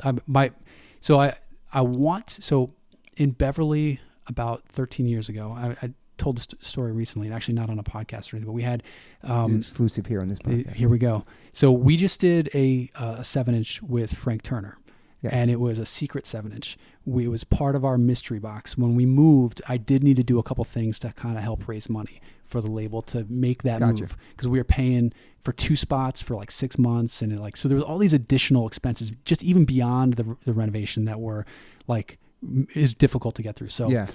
I went to a bunch of bands that we had history with, that we had worked with, and said, would you be cool if we pressed whatever it was, like these random, recording sessions that had never come out on vinyl, and make it part of this mystery box. And Frank Turner was one of them, because he had played in Matt Pike's backyard in Beverly. Is Frank Turner where's he from? No, he's from England. Okay. So, but he was in the Boston area in 2009. Damn. Because he was supporting The Offspring. And so he was like on tour with them, and he was staying at Pike's house that night. Gotcha. And so Pike said, would you play to my friends, with my friends? And his friends being like Converge, which is like Frank Turner's favorite band. Wow. And basically everyone that worked at Death Wish and Bridge 9, and awesome. So there was about 20 or so of us. And so he played, at some big venue, with The Offspring that night, went straight up to Pike's house and played like a whole set with his guitar, man. In Pike's backyard. And that's been recorded that night or something? Well, so I recorded it with a digital video camera. Like I was like, and I was just filming a bunch of things at the time, bands. So I'm like, I'm going to film this. This is cool. And it was just a really special experience where, Frank played to this really intimate kind of performance, and everyone loved it. It was very cool. But like that was the inspiration for what I'm trying to do at our warehouse. So I want to bring in artists that probably have no business playing in a warehouse, but do something fun, do something special. We'll make a moment out of it. And then, and so that was, I owe a lot of that to seeing Frank play. It's so cool in Beverly, which was right down the street from us, from where we are now. So yeah, I'd be honored to do it. I'm excited to do it, actually. Cool. I want to make it happen. We haven't done something like that since like the first album or something. Yeah. At a record store in Queens or something. That's awesome. No, and you have like a little sound system there too? Yeah. So we were putting together a backline. We had to borrow a lot of things for Newfound Glory, and we're piecing stuff together. So at some point we'll have a permanent backline. But yeah, maybe people listening on this pod, or just in general, people that work at different spots, can maybe donate some stuff to their like equipment or sound stuff. If anyone has a huge, great hookup, reach out, let me know, because you never know who's listening. I just bought like a bass head and bass amp, like off of Craigslist. So you did? Yeah, that was like my first part, so like I'm just trying to piece things together. Oh man, I'm gonna connect you with somebody off this pod with Fender. Okay. Yeah, for sure. What is some? Do you have like any favorite like releases, or the most proud of, or maybe like something, a pinnacle or something that really changed? Bridge 9, or it's not because of sales. Yeah, that's right. It's. I mean, for me, it's if I was to rattle off a few, I mean, it'd be like that first American Nightmare record. Because everything that went into that record was so personal. From the label side, obviously the band. But like from the label side, it was so grassroots. And then records where it was my first time to go and support in a different country, whether it was, again, with American Nightmare going to Europe for the first time, or going with Terror to Japan. Oh, you traveled with these bands. Yeah. So I went to Europe. I went to Europe with American Nightmare for their first tour there. I went with Terror on their first Japanese tour. Champion on their first Australian tour. That's amazing, so, man. There were, a bunch of opportunities where no labels do that. That's friendship. Well, that's awesome. Part of it, I mean, it's friendship, but it's also an opportunity to kind of be your own brand ambassador. Right? True. I want to go and meet these people, and I want to meet people that are supporting our releases, and it's just cool. I mean, especially awesome. When and I don't get to do it as often anymore. Actually, I haven't for a while. I'm trying to, do a little bit more traveling now. But back then it was cool and special. Especially back then, that's like to go to Europe with American Nightmare, and Just no, yeah, that's awesome, man. Fuck, in Japan too. Wow. Yeah. But yeah, I was like, no labels really would do stuff like that. Like I wasn't really traveling with anybody. That's what made your stuff special. I mean, I've been on five labels in my career, but I feel like our relationship is a true friendship compared to ones I've had in the past. They were kind of like business. You know what I mean? Yeah. And that's special. And that's because you're a hardcore kid too. Yeah. And you get it. It's, yeah. And I've never, I mean, I treat it obviously is a business, but like, I don't treat it like one, you know, Was it hard to separate at times, business and friendship? It is. And I was super hard, man. Yeah, dude. I was actually talking to Pike about this the other day. We met up for lunch, and, you know, as he has a booking agent, as a label, like people need things from you, you know? And so like there's been a lot of people that you develop a relationship with while you're working with them. And then either when the band breaks up or if they move on to something else, you don't exist anymore, you know? Yeah. And so to some people, right? Some people, yeah. You know, I mean, there's other people that I've worked with or that have moved on that we still have, you know, a beautiful long-term relationship. But like, you know, sometimes, and you know, when people realize they're not getting something from you anymore, they move on, you know, and part of that is natural, right? I mean, you part can't of the business, I guess. Well, and you can't be friends and engaging with everybody you've ever met forever, you know, so True. like it's natural. It happens. Yeah. But yeah, I mean, it's, you know, I think more often than not, we do have the luxury of having a personal connection with artists beyond just a, you know, business one. Yeah. And Bridge 9, is that a reference from Misfits? Like, what is that from? No. So for me, I wanted a label name that didn't really have any meaning. Okay. Originally, I wanted to call it Bridge Records, but I found out pretty quickly that there actually was a Bridge Records, Okay. You know, that exists, like a classical record. I thought it was Misfits related for some reason, or Well, song related. we did some Crimson Ghost kind of like images, you know. Those are great. Yeah, and so that kind of like riffed on that. But Did Denzi ever get mad about that? Did anybody say anything about that?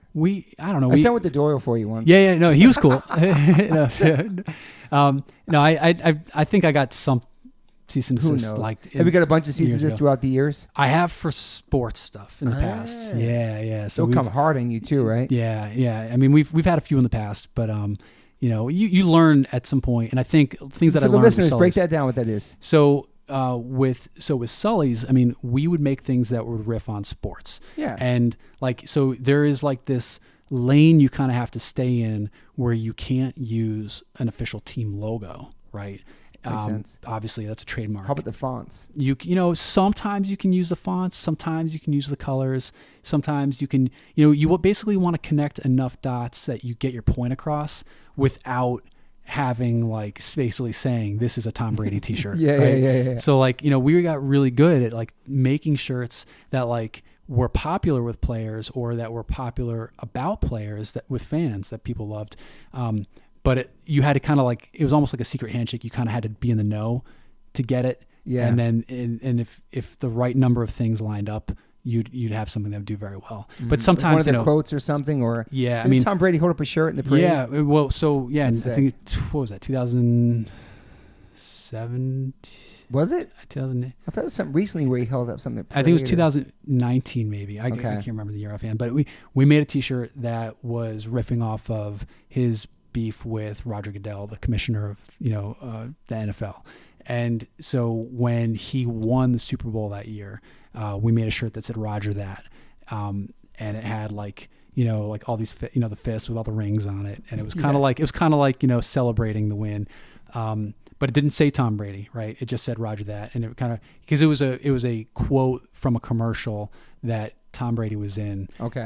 That was kind of like thumbing his nose, at Roger Goodell, and we made the shirt and had Sully's made the shirt, and we had it at the parade. So when the Patriots won and they had like their duck boat parade through Boston, we would always have a presence at these parades, and we would have flags that we'd be getting out and things to the players on the duck boats, and kind of have like a, we've got it kind of like honed in at this point. Yeah. But in that particular year, I was able to get one of the shirts to Tom Brady, and he hung it off the back of his duck boat. Crazy. And it was funny because I had overslept that morning because I had worked like straight through the night the day before. Yeah. So like I was completely burned out. I missed what I thought was a couple good opportunities to help get some of our vendors out early. So I was bummed. It was raining, it was like just gross out. but I did get the shirt to Tom Brady, so I was psyched about that. And I'm leaving. I'm headed back to like where I had parked, and I was all kind of dejected, and I was wet. My sneakers were soaked through, and cold. And then all of a sudden, I started getting these notifications on my phone for orders. Damn. And what happened was he had hung the shirt on the back of his boat, a duck boat, and every single TV camera filmed it and like zoomed in on it. People started Googling or whatever. And and we had it on our website, and we sold like 2,000 of them that day or something Jesus. ridiculous. And we sold like over 10,000 of them, God, over dude. like a period of time. Thank you, Tom Brady. Dude, thank you, I Tom had no Brady. idea the impact of that. It was absolutely incredible. And those were the things that allowed us to have flexibility with Bridge 9 because I didn't need to draw an income from Bridge 9 if I was selling 10,000 T-shirts insane. that Tom Brady's advertising. So, Fuck. yeah. Didn't you make a bunch of shirts one year for the Boston team you thought was going to win, but then they didn't win? So that's what you have to do when a team goes to like a World Series or a Super Bowl. Man. You have to be ready because two things. One, those shirts might not be available. Right. True. So like if they win and then you go to order them and there's none there, you're screwed. Somebody else is doing it too. So what we would have to do is order the shirts like as they were leading up to a potential, win in like a series. And in that case, it was the Patriots. I had ordered. No, was it? Yes, it was. It was the Patriots. I remember this. And I ordered like 5,000 T-shirts. So I had like 2,500 navy blue shirts, like 2,500 gray shirts, like an entire mountain full of T-shirts, and they lost. And I mean, thankfully they weren't printed. I mean, so we could still use them. Yeah. You just have to have them ready. So basically, like we would have all the blanks ready. We'd have all the if-win designs, right? So like if they win, this is what we're printing. Wow. So in some cases, we would have the T-shirts. We'd have test T-shirts already printed, all the screens burned. They would win at like 10 o'clock at night, and then our print shop would reopen at 11 o'clock. And like all of our printers in our print shop, when we had our own in-house print shop at Liberated, they would know, all right, if they win, we're coming back to work. Damn. And they would print all through the night because we would have accounts, like big accounts, like sporting stores, that would say, hey, if they win, we want 1,000 shirts. And you just have to be ready. And you have to deliver. We'd have, all right, this one we have to deliver by 8 a.m. This one we have to deliver by 10 a.m. And basically, if you win, great. You just sold a ton of shirts. If you didn't, you're stuck on. Did you get rid of those blanks by now? I did. Well, from what I remember, I think the Red Sox were hot the next year. So that was great. And all those blue and gray shirts we were using for Red Sox. How was Sully's going towards the pandemic the past couple of years? Was it stayed the same or is it? So it was really difficult because during the pandemic, the two things that we were best at, whether it was selling to sports fans or tourists, both of them disappeared. So we lost all of our opportunities to make money. So during the pandemic, it was just me and my partner, my fiance, Catherine. We were basically working out of the office together. She was working remotely for her job and would help me with packing orders because I had to furlough everybody for the most part. Yeah. So we had most people that were working remotely, and I use air quotes because it's like, they did half their job remotely. But we were also, we got PPP loans, and that helped kind of justify keeping people on, even if they weren't really doing stuff at all times. And who was printing stuff? Because Liberated was probably not. So they weren't. My friend, this guy Matt Reed, who does Triumph Printing, he's in Massachusetts. Yeah, he's a great guy, and he was at the time printing out of his basement. Damn. And it was just him. So like he would print shirts if I needed something right away because he was, I would order stuff, get it sent to his house. He would print the blanks and then leave them on his porch. And I would just go get them. No contact, just yeah. So he helped me get through that part. What a crazy time, man. Yeah. It seems like it's so long ago, but like just surviving through that. Yeah, it's crazy for all the businesses, and then you get in your building like during that time, and just that's it. It was crazy, man. It was tough, and there was a lot of people that were mail ordering during that time because that was great. They were stuck at home and they had extra money. They want to support bands and support people. Yeah. And Bridge 9 got a little of it, but I couldn't push Bridge 9 the same way I needed to push Sully's because Sully's had no other way to make money. So I had to so we ended up making mystery boxes, and it was like $100 worth of stuff for $50. And we just packed all the stuff, and it allowed me to pull orders one at a time and just make it up. right? Yeah. So it was like, oh, you want one that's like, are you a fan of hockey? Like, you know, and like the Bruins? I'm going to pack $100 worth of cool shit into this box for $50. And then we sold a ton of those, and that helped us keep the lights on. Bridge 9, obviously now we're at a point where, you know, there's a lot of digital music. And so like you're selling stuff, even if you're not actually making anything, you know, anything like physically shipping it. No, for sure. So we were able to kind of like keep going, you know, with just that. And then of course we made mystery boxes for Bridge 9 too. Was there ever a time you wanted to quit doing the label? No, I've always been enthusiastic about it. I mean, obviously there's times when it's really tough. There's times when it's, you know, when like you're just over it, or when burnt, you know, you get burned out. Yeah. But thankfully there's always been something that inspires me. You know, there's always been bands that I get excited about. So, you know, you just want to keep going. Pushing always, man. You don't give up on it. Yeah, right? It's funny. I mean, I got Bridge 9 tattooed across my stomach as like a stomach rocker as my first tattoo. Fuck, I didn't even know you that. Know, yeah, like it was my first tattoo. It's like, you know, 2-inch letters across my whole stomach. Hard. And I had 4 records out on Bridge 9. Wow, you really believed in it. You really. So I was like, this is what I'm doing. Wow. And yeah, it's you know, 28 years later. That's that real PMA though, like what your mind can conceive and believe it can achieve. Yeah. Like you put that out in the atmosphere, you made it happen. You know what I mean? Like it's awesome, man. I feel very fortunate because there was a lot of other people putting out 7-inch records out of their backpack and out of, you know, like in their bedrooms in 1996. Yeah. You know, and to still be doing it, I feel very fortunate. You capitalized on Boston hating the Yankees. Yeah, and you know, and we chilled out with that after a while. You know, we did you start feeling bad when we started signing more New York bands? So it's funny. So Sully's, we can fund this agnostic front record off these fuck Yankees. I mean, to be perfectly honest, I mean, half of the Nothing to Prove record was probably paid for by. Dang.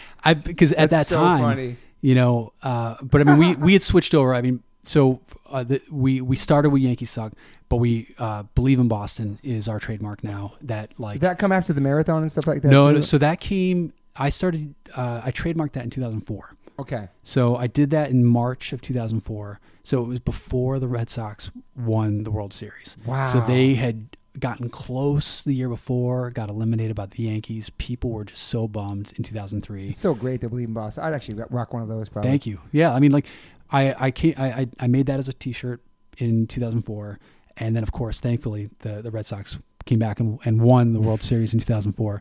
But no, we've been making products with that for almost 20 years. Wow. Man. And we use it as a fundraiser. You know, it actually raised over $60,000 after the marathon bombings. You know, for the One Fund in Boston, and that's amazing. You know, we've done a handful of different you know, fundraisers where we've used that on different T-shirts and different apparel. Damn, you're Boston for life, man. Yeah, I am now. I mean, I'm not going anywhere. I mean, yeah, you know, we've committed to that building, and I love it. How far is Taunton, Mass, from there? Have you ever been to Taunton, Mass before? I have, and that's where I was born. It's South Shore, right? Yeah. Like I don't remember. I've only been there. My dad's buried there. I go see my dad's grave when I play out there, but I haven't been to like where I lived actually growing up. But I was always wondering if like near Brockton maybe. Or, yeah. Brockton is. There's a very strong scene in Brockton. Really? Shout out to Colin. Yeah. A hardcore scene out there. Yeah. It's Brockton. That's right. Yeah. It's Colin of Arabia. I mean, he runs that down there. And that's dope. I didn't know it was some out great there. shows. Okay. Yeah, man. Fuck, man. So many great shows in Boston. Like coming there when we were young, playing the Rat. Dropkick Murphys opening up for us at the Rat. Yep. Just fucking random ass shows out there. It was hard for us being a new band with our sound, let alone being from a New York band, coming to Boston. We had to play there many times where people would actually start putting their arms down and actually dancing. It was you hard, were a melodic New York hardcore band when there wasn't a lot of melody in New York hardcore at that point. Yeah, it was different. Right? But then to come to Boston and it was kind of like intimidating. You know what I mean? Like I went to shows when I was a kid living in Rhode Island, super young. But then going as a band, it was just like, damn, Boston's no joke, man. They don't fucking just, you know, you got to win them over. It was. I'm glad it worked out for us. You know, I was telling Catherine a story about the closest hardcore show I've ever been to from my house was when H2O played at the it was on Tremont Street in Boston. Tremont Street, in '99. You might remember it as the one where everyone had to hightail out of the venue because security guys that were working, local neighborhood guys that were working in the venue wanted free shit. And something happened. And Moon was like, I'm not giving you free shit. Yeah. I remember seeing that happen. So do you want to hear something crazy? Yeah. Somebody punched security that day, and it was Wes. And Wes was on my podcast, and he told that story. I got goosebumps. He told me I was the one who stuck up for you.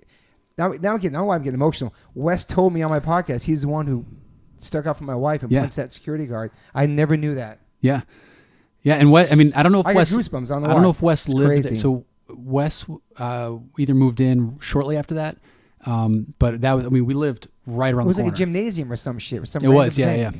Something happened. These guys were disrespecting my wife. I wasn't there. Yeah. But I remember I was watching. They just wanted free. They're like, give me a free shirt, and she was like, "Fuck you." Like, no, you're not. I'm not giving you a free shirt. And then something happened. I don't know how, but but shout out to Wes, man. That was a great just connecting with him and him telling me that story. I was like, holy fucking shit! I didn't even know that even happened. Yeah. But I remember everybody like running out of there. You guys lived down the block from there? We lived within less than a block. Wow. Right around the corner. Yeah. Fuck, there was some crazy, great Boston shows, man. Like churches, just random places we played out there, and even coming there with the Boss Tones. And I remember playing with Dropkick Murphys, and the whole crowd was yelling "Yankees Suck." And I was like, "Listen, I don't even fucking like sports. Like, I'm here to play music. Like, leave me alone." It was crazy. Yeah. Fuck, man. What a crazy journey you've had since just starting this at a very young age. You know what I mean? Now you're 47. Yeah. It's fucking crazy. You're 47. Yeah, 47. My whole adult life I've done this. You know, and it's... Do you ever see yourself retiring from it? No, I honestly don't have an exit strategy. I don't know. I mean, because neither do I. I mean, I'm never. It's not like I'm going to sell Bridge9. Like you want to keep, like, you build something and you want to keep it. And I've always been 100% independent. So you want to like just do your own thing, by your own rules, and not have anyone tell you have to do anything otherwise. And then, you know, obviously you want to keep growing and keep doing something cool with it. But I mean, like for us, that's why we wanted to find a new space that had this kind of retail component where we have our own record store, because we want to have a place, you know, like especially during the pandemic where we were stuck hidden away by ourselves, you know, not really engaging with people, you know. Now I know Bridge9 there's many years where we had 15, 20 new releases every year. We're not that label anymore. We're probably going to do 6, 7, you know, maybe 8 records in a year, you know, once we're back up and running fully, putting out records. But like, we want to still be a part of the conversation. We want to be a place where people can come. You know, we've had people referred to coming to our new store as a pilgrimage, you know, which has been very cool. That's beautiful. You know, there's not a lot of places. You know, actually, one of the best experiences I've had with music was with you when we went down to the Discord house. I was just going to bring it up. I was going to say, you're like the Boston version of Ian MacKaye. To me, like, your Discord, like, you stayed independent the whole time. You never strayed from that path, and you always stayed independent, DIY mentality, your work ethic. Everything you've done it yourself and didn't count on anybody. Maybe some time to time you had to. Sure. But, like, same with Ian. And like, we got to go there. We shot the back of the Use Your Voice cover on the Discord steps. Chris Roque took the photo. You got to meet Ian. We got to do the walkthrough of his house. And I'm sure that was really... Dude, I mean, it was magical. As somebody that was a Minor Threat fan since I was a teenager, obviously it was very cool to realize how humble and how, you know, approachable, and how, you know, I remember us being there, and you're like, all right, we're gonna be there 15 minutes tops. I think that was the plan. We're just gonna show up. We're just gonna take a photo. It's nerve-wracking. Yeah, you know, you don't want to disrespect the guy or like or his time. Use his time. I mean, I'm sure. I mean, I've seen the photos of people in front of us on the steps. I mean, it's you know, but so I know going into it, we wanted to be like respectful of his time and space and just be in and out. And he ended up directing the shoot. I remember him taking out, like taking the record out and like was like directing, you know, each of you guys to like sit certain ways. Dude, unreal, man. You know, and then like bringing us into the house, giving us the full tour. You know, I remember he looked at me, he's like, you're the label guy, right? Like, I want to show you something. So he brought me up to his office and showed me his archive. And it was just like, holy shit. That's like, this is where, like, if not for this, you know, I've been very lucky to have been able to engage with people that helped build the foundation of what I am building on. You know, you mentioned Al Baril earlier. Like he's another person. Like, if it wasn't for his efforts in the early 80s, what I do now would look very different. So to have that opportunity was very special. Yeah, that was a great day too. Yeah, it was crazy him like trying to tell us like how to pose on the porch and do all that shit. Like, this is Ian directing us to do a tribute to I remember him looking at it and being like, wait, something's missing. And then he like reached into the ivy in the grass and like pulled out like this plastic leg with a green sock on it. That's right. Yeah. And like leaned it like, cause it's in the original Still picture there. and it was still there. He just like pulled it out of the grass, and just leaned it up against the step. The skateboard. Yeah. You know, the skateboard was in the Smithsonian for like this whole punk exhibit. Wow. And he fucking went there and skated up on it, up the stairs, and handed it to me. With something that went in the Smithsonian. That's the story I heard. Like, that's cool. He's just like the real, like, people can say what they want, and unless you met this person, like, he's everything you expect him to be and more. He's super humble. He epitomizes punk. He is living punk rock. You know what I'm saying? Like, that house is like one of the last standing punk rock places besides probably Gilman Street. Yeah. And he's everything you want him to be and more, and he's just really honest and humble. And like you said, he'll open up a drawer and like hand you the lyrics to Straight Edge, the original lyrics to Straight Edge on a piece of paper, the original Sheep artwork. And like, it's fucking crazy, man. He knows where everything is. And like, kids pull up every day. It's like, I remember one time he's like, a lot of kids wearing black these days. Kids pull up in their vans all wearing black clothes and they come sit on my porch. He'll open the door and surprise them and take photos. It's fucking unreal, man. That's very cool. Well, in the same way that I'm not trying to compare the two, but like in the same way that what he has built is a place that people want to go to. Like, what I'm hoping that what we're building with the Bridge 9 space will be some place that people will want to travel to. Yeah. If you're in the Boston area, come up and visit us. We're one town over from Salem, so do the Salem tourist thing, kind of, see all that stuff, the witchcraft, and then literally we're 8 minutes by car, one train stop over from Salem. And whether it's by us having bands play and creating these special experiences, or having limited edition records, or just having records and just being in a position where, like, people come up and just talking to them. Like, I love that. Talking You're about there music. all the time? I'm there almost all the time. And when I'm not there, we have this guy, Gabe, who like can run circles around me when he's 23 years old with respect to music and respect to artists. And so like to be able to talk with people and create a place where people connect is exactly. And again, when I started Bridge 9, I mentioned that I wanted a name that didn't have a meaning. And originally the thought was a bridge connects things. It brings two places together. Yeah. And so, I tried to call it Bridge Records, realized it was another label. I added the number 9, which was my lucky number, to it, had a nice ring to it. Again, it had no meaning beyond that, right? It is just like, it's not like a descriptive thing. Does it mean something different to you now? Oh,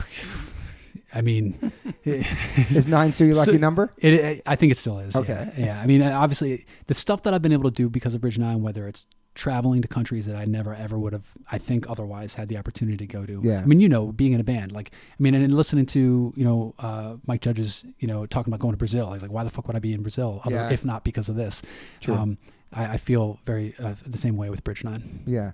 Also, your daughter's like an entrepreneur too, as well. The stuff she does in Salem, starting at like every Halloween season, making pins, making all these different things. And I see you posting about it, and she's like making really cool artistic things there, right? And that's like thank you. Yes, you talk about that a little bit. So that started as an opportunity for father and daughter to just have something cool to do together.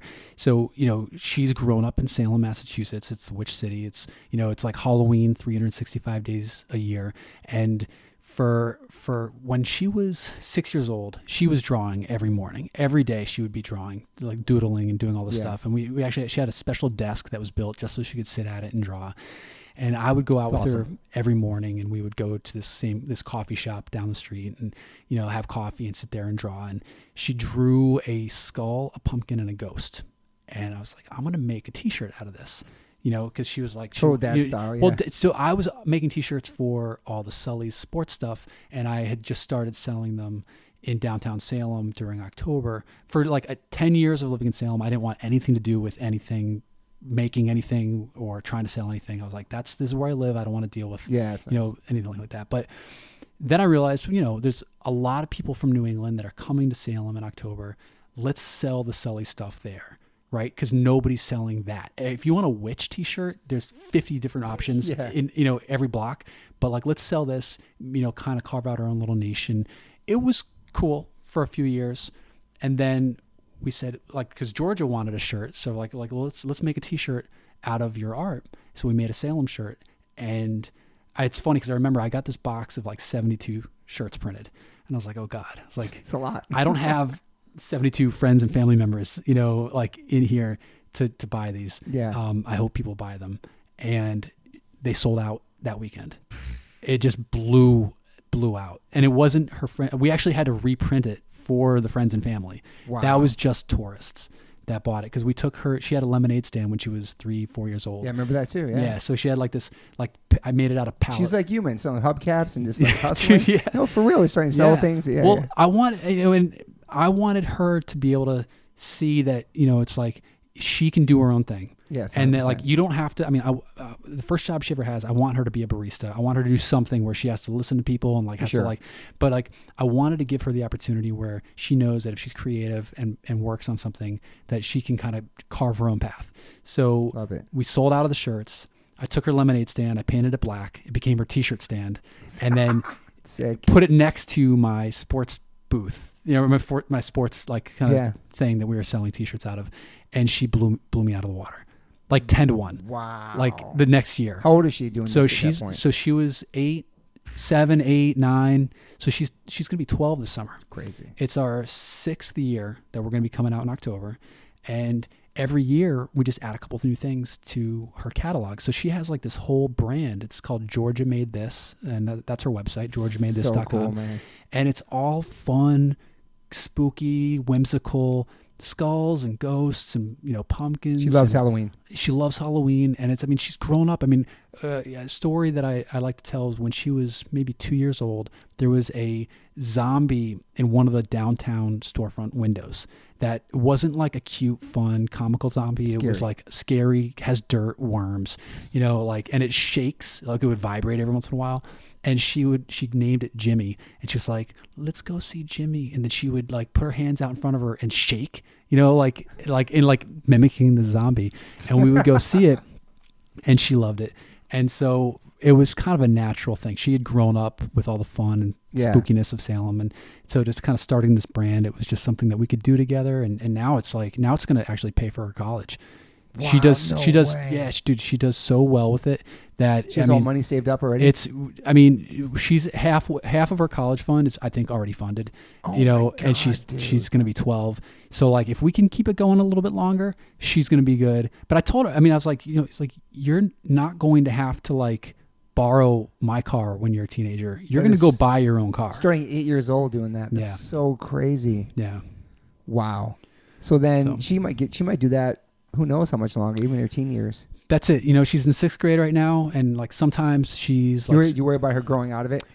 I'm not, you don't know. I mean, she might not be an artist forever. You know, she might get to a point where like, I mean, there's times where she's super proud of it. Yeah. And there's other times where she gets sensitive about it, or she doesn't want to acknowledge it. Like whether it's like a teacher or somebody talking to her about it. Cause I mean, there was a billboard for her in downtown. Like, so she does, every year she's illustrated the local coffee company's Halloween blend. Okay. So they pay her like for every bag of coffee that they sell as like a licensing fee, and it goes towards Who set this up? You set all this stuff up? Well, they came to us. They said, "Hey, this is cool that you're doing all this stuff. We'd love for you to illustrate our bag of coffee." So every year people come, they know to come find you and buy your stuff. Yeah, so we set up in the same spot downtown every Friday, Saturday, Sunday in October. But there's stores in downtown that sell her stuff, like that, you know, that buy from us wholesale, and they, you know, different opportunities pop up, you know, like she's sponsored by the local museum, the Peabody Essex Museum. So we make coins with her artwork every year. Jeez, and it's like, we make like these real, like kind of minted coins, and it has her artwork in the year. It says Salem on it, and it's just a souvenir, but we make a gold version that you can't buy, and we hide them on the weekends around the city, and you have to find them. There's one every Saturday and Sunday. So I think we hide like 13 of them throughout the month. And people look for them. They go. Yeah. So like on her Instagram page, we release clues at noon every, like every Saturday, Sunday, we release clues with like a riddle to help you find the coin. That is cool, man. Her and I would go hide someplace and wherever the coin was hidden, and like wait for people to show up. And like, there would be times where I remember we hid one behind the Ropes Mansion, which was it was the scene of that movie Hocus Pocus, which is like kind of a cult favorite. I know that, so, and especially with people that visit Salem. So we hid one in the garden behind that, and there was like 20 people that came running, like trying to get this coin, and they, you know, and one person found it, and like all of a sudden, and you can always tell when people are like looking, they're like kind of like looking all over the place and like glancing and like in the corners, and you guys watch it. You get to watch it. Yeah, too. we would whenever we could, we would hide. So cool. And wait, and it's usually within 15, 20 minutes it takes for someone to figure it out and find it.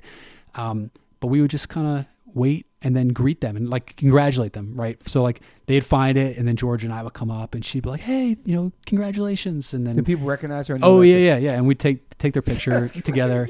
Like a Salem celebrity. Dude, it's funny. I mean, she was on a first name basis with the mayor. Like we'd be like walking, and I remember we went downtown once, and there was like this great vegan like bakery in Salem. So we went in there, and they're like, "Oh, like Georgia, like so good to see you. Like here, have one of these cookies. We just made them." Like, and just give it to her. And she's like, "Oh, this is cool." Yeah, and then we like went to this store that sells some of her stuff, and she's like playing with this doll that they were selling, and she's like, "Oh, this is so cute." And they're like, "Do you want it? Take it." And I'm like, "George, do you realize that this doesn't happen to other kids, right? Like you're in like this kind of you have this lucky opportunity, and it's because of the cool things that you do."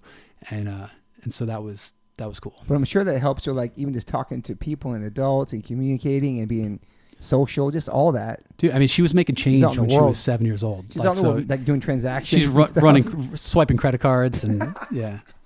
It's amazing to see what's going to happen with her, like what she's going to end up doing, you know? Yeah, and again, she might. Does she talk about her future, like what she wants to do, or? She wants to be a teacher. Okay. I think she is one of the things that she said.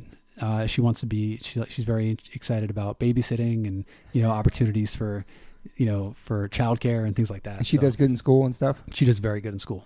Yeah, she is.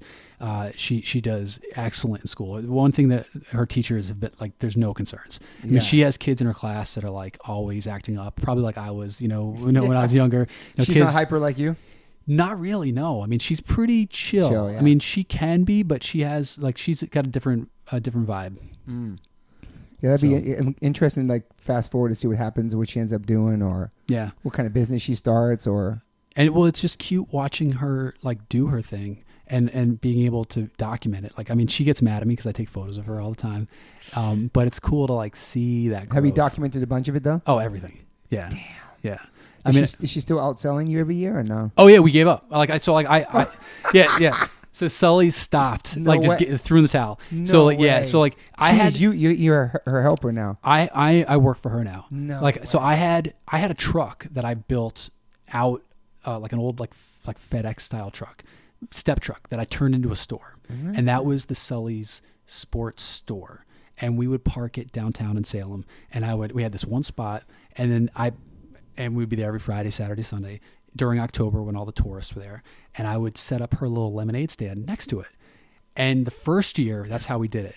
And she outsold me off her lemonade stand. Damn. Compared to everything that I had in my truck. Big ass FedEx truck. Yeah, and then the next year I gave her half the inside of the truck. So like she had her lemonade stand, and then it went into the half, like into the left side, and she wiped the floor with me. So the following year I was like, that's it, it's just you.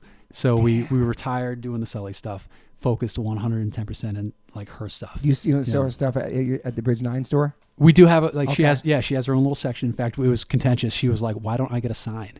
I'm like, "Well."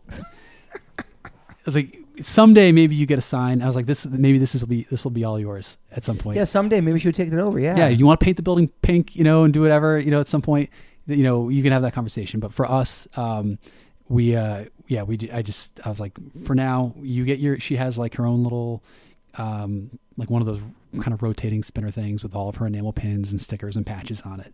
Damn. So does she like punk music and stuff like that, or no? Not really. No, I mean a couple things here and there, but I think Olivia Rodrigo. That's all the rage. Joshua Bassett. Taylor Swift. Yeah, if anyone has any Joshua Bassett hookups, send them my way. Because how about Taylor Swift?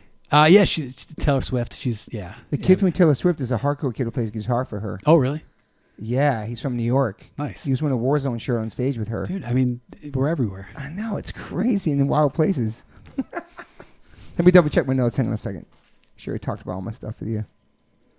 Oh yeah, I guess I already knew that. That was your last real job where you had to clock in, had a boss. Yeah. Yeah, it was Tower? It was Tower Records. Damn. What year was that? That was 98 to middle of 2000. That's your probably. last real job. Yeah, that was my last real job. And then after that, I went to Big Wheel. Do you have any regrets in your life?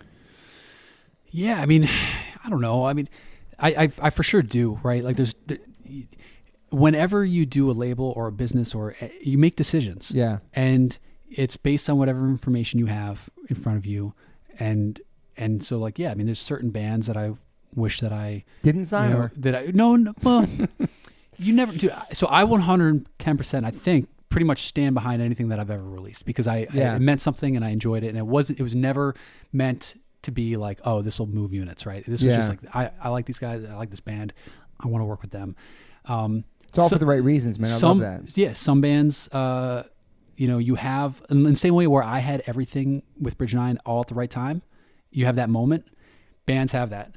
And you get that moment, and very cool things happen together. And so, like, I've certainly worked with bands that had these great opportunities, and I've had bands that were great that just broke up at the wrong time, or like didn't. Oh yeah, you drop their record, then they break up or something. Dude, yeah, I mean, it happens. That's one of the hardest things about doing a label is like seeing a band implode or seeing potential not realized. So there was definitely times where something that could have been very cool didn't go anywhere, and it's just. Do you have a record that was doing really good, then the band broke up? Probably. I'm sure. Who knows? Yeah, I mean that band Verse would have been. I feel like would have been. I don't know, not the next Rage Against the Machine, but I think they would have been huge. And I mean, but they had a lot of shit going on internally and members, and it just there's no one to blame. Like it's just you almost become like a therapist for these bands too, probably dealing with them directly on. Sometimes, and sometimes it just doesn't work out, but. When it does, it's a beautiful thing. Yeah. So, I feel like our timing was beautiful. Yeah. I mean, I feel like that moment we had with the record and where I'm at right now today from just that record itself, like, I don't know, it's perfect, Well, yeah. I have nothing bad to think about that whole record coming out, the recording of it, the promoting of it, the touring of it. It's all perfect to me, man. I remember one of the first shirts we had for you was one where it said, I only like the first two records. Or like... Oh, sick. Yeah. But a lot of times, it's funny. I remember I worked with bands where like people only liked what they put out last, right? I remember Polar Bear Club was a great example. Every time we put out a new Polar Bear Club record, people were like, I only like the record before that. Mm-hmm. And then the next record will come out like, I don't like the one before that. And it's just like, sometimes the artist is just ahead of the I think so audience. Too. I was thinking about Refused. They put that record out, the big one, then they broke up and it just came out on Epitaph. And then I just had on my podcast and he said then that next couple months throughout that year, the record became massive. Yeah. It started selling like crazy in Epitaph. And then they waited like almost 12 years to play again from that record. They were so burnt on touring. Nobody liked the record when it came out. But the label was probably like, what the fuck? And then it started selling all these crazy and everything. They play Coachella, make hundreds of thousands of dollars. Well, and then crazy. We've bands that break up and then that's it. Nobody cares. I know. But then you have bands that break up. I mean, and then Have Heart come back. Yeah, dude. That was insane. Have Heart did not think that they were going to sell 9,000 tickets. They played the venue, then the parking lot, right? Yeah. So I remember I was talking to Pat afterwards and he's like, they thought, selling out the Palladium was like, not that it was a dream, but it was big. Just like, it's a big spot. It's like 3,000 or something. Yeah, they didn't think it was going to happen or it not happen in 30 seconds or whatever it was. Yeah. And then I get the promoter was like, well, we have this other opportunity. Let's set up one in the parking lot. That was such sells crazy many footage. tickets as you want. Yeah, dude. It was the biggest hardcore show I've ever been to. And it wasn't, it was 9,000 people in a parking lot, but it was a hardcore show. It was like a 5-band bill. And it was, it was just, it wasn't a festival. It was just the biggest hardcore show that was a beautiful moment, man. I remember seeing that. I forgot where it was. It was awesome. Yeah. Does that record start selling when they come back like that? I mean, certainly, that's a band that grew in interest after they broke up. Yeah. And that obviously doesn't always happen. Yeah. But there are bands that like go away for a while and the story of them and then the lore of them continues to grow. And I think I think American Nightmare was a good example of that. They broke up in 2004 and then they came back in 2011 and they were bigger than they were when they broke up. Yeah. Did you guys put out International Superheroes of Hardcore? We did. So that was a sick one too. Yeah. So that's actually how I met Chad. I mean, the first time that I was in Australia with a band and we were playing club shows and What band were you with? It was with Champion. Okay. And it was their first time in Australia, and the Newfound Glory was doing a much bigger tour in Australia, starting the next day. Yeah. And so they were in the same city. I forget which one. It might have been Adelaide or something. I can't remember. But they were in the same city, saw that there was an American hardcore band playing, and figured they'd just come out and check it out, which was very cool. And so they introduced themselves and, shot the shit for a little while and stayed in touch. And shortly after, Chad had asked if I'd be interested in releasing the ISHC record. But at the time, that was in 2005, I think, when he asked. Yeah. And at first I said no, because I was too serious. Like I didn't want to make fun of hardcore in the same way. Cause I mean, think of, Crucial Youth. Good Clean Fun. Good Clean Fun was fun until it wasn't. Yeah. And I think at the one particular moment, that's the connection that I made. Yeah, totally. And it's Newfound Glory. It's like a pop punk band kind of signing to a hardcore label in a sense. Which I think hadn't been really done that style. In 2005, that was probably even more taboo. Yeah, for sure. So we stayed in touch, but that didn't go anywhere in 2005. And then in 2007, of course, when he's working on your record and we're talking to him now, then it was like, I think they had just finished their major label obligation. Yep. And so before, I think it would have been, we'd have to do something on the sly, like kind of secret. Totally. But now, had to do, so now it's like, oh, well, we could just do it.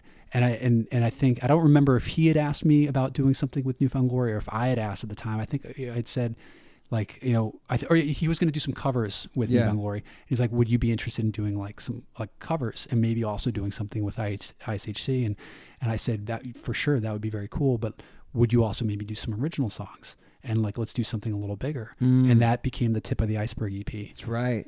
And I have to give a lot of props to Newfound Glory and to Chad for giving us that opportunity, because so that came out in April of 2008. Yep. Which is wild that it's been, as many years, it's been 15 years since that came out. So that came out in April of 2008. And we got a fair amount of pushback from people, because even at that point, a very kind of more traditional hardcore punk label like Bridge 9 doing something with a band like Newfound Glory. Yeah. I think there was some people that were like, what the fuck? On the Bridge 9 message board? Yeah, the Bridge 9. Rest in peace. Yeah. But it ended up becoming this incredible thing, because we got a ton. I mean, it was a big record for us. Yeah. Right at the out the gate. But it was funny. Our mail order numbers just skyrocketed. Damn. And then stayed there. They never went back down. Wow. So our biggest month, in 2008, prior to that record, it took us 5 years to get back down to have it kind of scale back down to that level. Wow. So so your record came out the next month. That's right. So Newfound Glory came out in April, and then H2O came out in May, and then I think it was Have Heart. Jeez. And then Verse, and then Ceremony.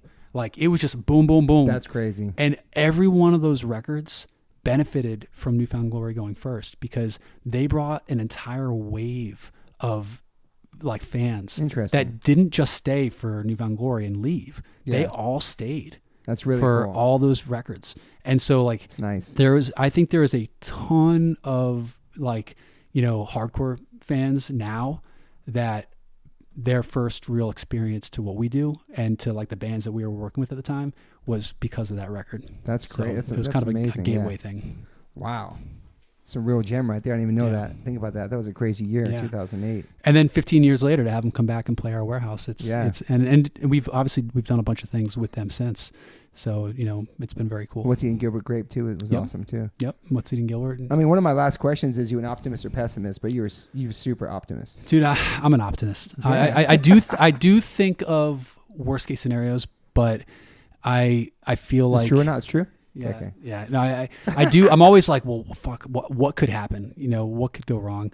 But I definitely, I feel like you can will things in the right direction.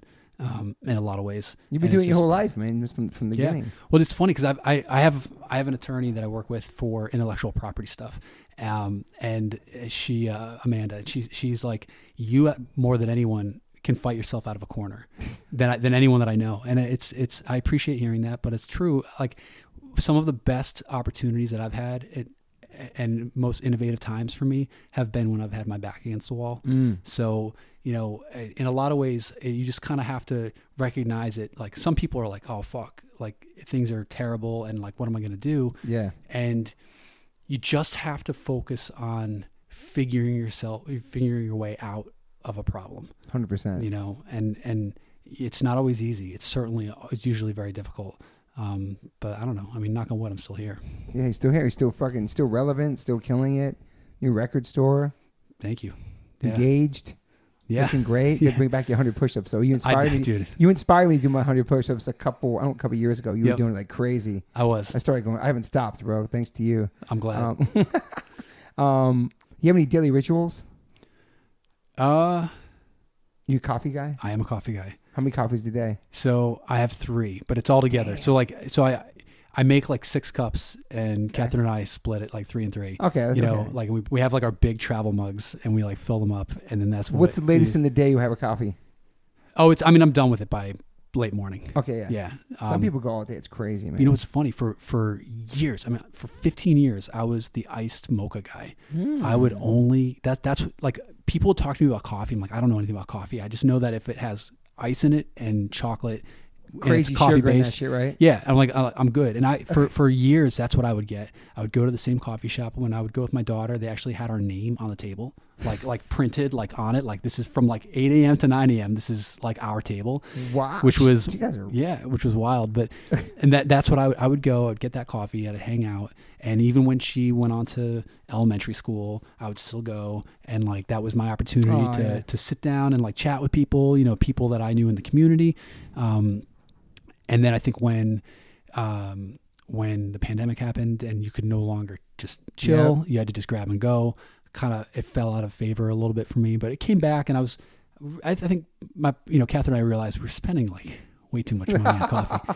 I mean, because just the 2 of us getting ice mochas was like. So you do regular coffee? $17 each or something. Wow. Yeah. So now we just do just straight coffee, and with like some creamer, like some like oat milk or almond milk creamer in it. And how many hours of sleep at night you sleep? Usually 6, 5? Probably 6. Yeah, Wake 7. Super early? I don't know. Catherine's been getting me like kind of more focused. You get up like 5 or 6 in the morning? No. I probably get up at like, I do get up at like 6:15. Yeah. 6:15, 6:30, I think. And then what about working out and stuff like that? So not right now. You look great though. You can tell you probably lost from stress, from building, from sweating. You I need to build myself up a little bit, but you know, we were going to a gym before the pandemic, and then obviously that fell apart. And you fit a gym inside the store in the basement? Right? I could. Yeah, I definitely could. I mean, Sounds like a compound. I saw your garage. I mean, I'm inspired. Okay. I could come up with something, I think, at some point, but I mean, I was telling you earlier, like I spent so much time just lifting heavy things, building the renovation. Kind of workout. So yeah, it was like just more of like a manual labor kind of workout. Yeah. Do you have any like, can you name like top 5? You have a top 5 of anything, artist, inspiration, music, band, records, anything that inspired you growing up, or even just like inspiring band to you or something you still can listen to and like brings you back and like. I mean, Bad Brains. Okay. You know, that a certain record or no? Just in general. Maybe Rock for Light. I don't know. It's a great one, bro. Yeah. I like Eigenstein too. Yeah. There was, for a while, there was a joke that you had to like the Bad Brains for us to consider you as a band. True. You know, just in terms of having like a common thread. Yeah. Get taken seriously. Yeah. Yeah. But I don't know. I get inspired by other people. You know, I get inspired by, and I try to surround myself by people that do cool shit. And, you know, I think like when we had our Initech office in Boston, that was an opportunity to be surrounded by people that were around you. Being inspired. And I think that's really important for people to be, you know, constantly surrounded by other people that are growing and learning everything, man. Yeah. You know, and I think we lost a lot of that during the pandemic. Agreed. And I think there are a lot of people that like to kind of like exist in their own little bubbles. And for me, I think it's important to always be engaging with people. Yeah. Because that's where the next idea comes. That's where the next, you know, I don't know. That's the next inspiration. Yeah. Is there a certain artist or musician or a band or a genre of music that people would be shocked that Chris Bridge9 listens to? Like some poppy, whatever. So one of my favorite bands of all time is the Cardigans. Wow, that's awesome. That's Absolutely. left field shit too. I absolutely love them. So like when we've signed like stuff that's like more poppy, it's like it's not weird to me. Cardigans. But it's how about the Sundays and the Cranberries, stuff like that? Sundays more than the Cranberries, maybe. But I respect it. I just was I for whatever reason. I mean, I went deep on the Bjork too was a big one too. Bjork's awesome. But with Cardigans, I had everything, and it just was. Where are they from? From like. They're not from here. Yeah, from like Sweden. Have you seen them perform? No. Damn. No. You know what? There's so many bands I never saw because I just got focused on being hardcore punk guy. Yeah. And like never went to concerts. Same. I was. I went and saw Metallica for the first time ever. I was a fan of Metallica since I was like a 7th grade skateboarder. You saw them recently? Saw them last summer. Sick. Yeah. It was awesome. Yeah, we kind of keep when we were younger have like a hardcore blinders on, like no other types of music, just punk and hardcore. And then we got in that little zone for a second, right? There's a lot of love it so much, dude. You know what? I know that there's less of that now. I think people are way more open to other things, 100%. Which is very cool. But for a long time, I was just very rigid with what I thought I could like or what I thought I should be into, and there was definitely stuff that I was into that was outside of the box, and I had my guilty pleasures and whatever. Of course, but like, there's definitely bands that I missed out on because I had blinders on. Yeah. Do you listen to new hardcore bands? Yeah. Pay attention to what's going on. I mean, I feel like it's bigger than ever. Dude, there's so much cool shit going on. I know. You know? Especially in California, there's so many. I mean, I don't live on the East Coast, but yeah, I've been to Sound and Fury, all these different festivals. The Santa Cruz scene with Scow and Drain and... Yeah, you know what's? I mean, you got something like Flat Spot. Yeah, crushing, like, dude. Seeing what's crazy? So Ricky was shout out to Ricky, man. Yeah, great dude. He's in a Bridge9 band, right? He was in Backtrack. It's funny. I mean, years ago, I sent him I have a mail order, that he sent to Bridge9 for our 9th release. Wow. When he was like 16. That's incredible, man. 15 years old. He cut out like a coupon, wrote out like a note and like whatever it was from a catalog we put out. And mailed it to me, and I still have it. Like I kept all of the '90s mail orders. That's and cool, early man. 2000s. Yeah, they're killing it. Flat Spot. They have so many bands, dude. It's so many girls singing in bands now. Like it's so cool, man. There is so much cool shit going on, and the sound of it too. It's not particularly the hardcore we grew up on, but it's still hardcore. You know what I mean? Yeah. Like I love hearing the new styles and sounds, and it's so awesome to see it just grow and transform in different generations. Yep. It's just like everywhere though. This shows the Flat Spot thing in New York sold out a couple weeks ago. Yep. Just Zulu, all these different bands. Gel from New Jersey. Yep. There's so many bands, dude. And my son's getting into them now, like checking out different bands. He loves Drain. Obviously, we toured with them. Yep. But like, I love it's thriving. And there's so many DIY spots. There's like a record store out here called Midnight Hour where bands go play in San Pedro, which I've never been to in my life. And I saw Gel and Purple Salt there. There's just so many things going on here. Yeah, it's sort of program. I mean, they're always program. Doing Yeah, shout out to Program. Yeah, I mean, Ephraim from Death by Stereo. That's a spot. Yep. Program. But yeah, it's nice to see that as an older person in the scene, or like almost out of I'm not really in the scene, just still in the band, but the new generation, and just even Turnstile, like the bands under the Turnstile umbrella, where it's more melodic and poppy and bouncy. I love all that shit, dude. Well, I know this resonates with you too, I'm sure. Like, when you are involved with something your whole life, yes, you don't want it to die, right? You want it to continue growing, and like, yes. So like, I hate the old school gatekeeper shit, dude. I hate that shit. All that's got to go. Like, either let people like kind of continue to evolve and create. I want obviously everything that we've done with Bridge9 to continue to grow, but I want to see all the stuff and all the DNA that comes from things that we've done.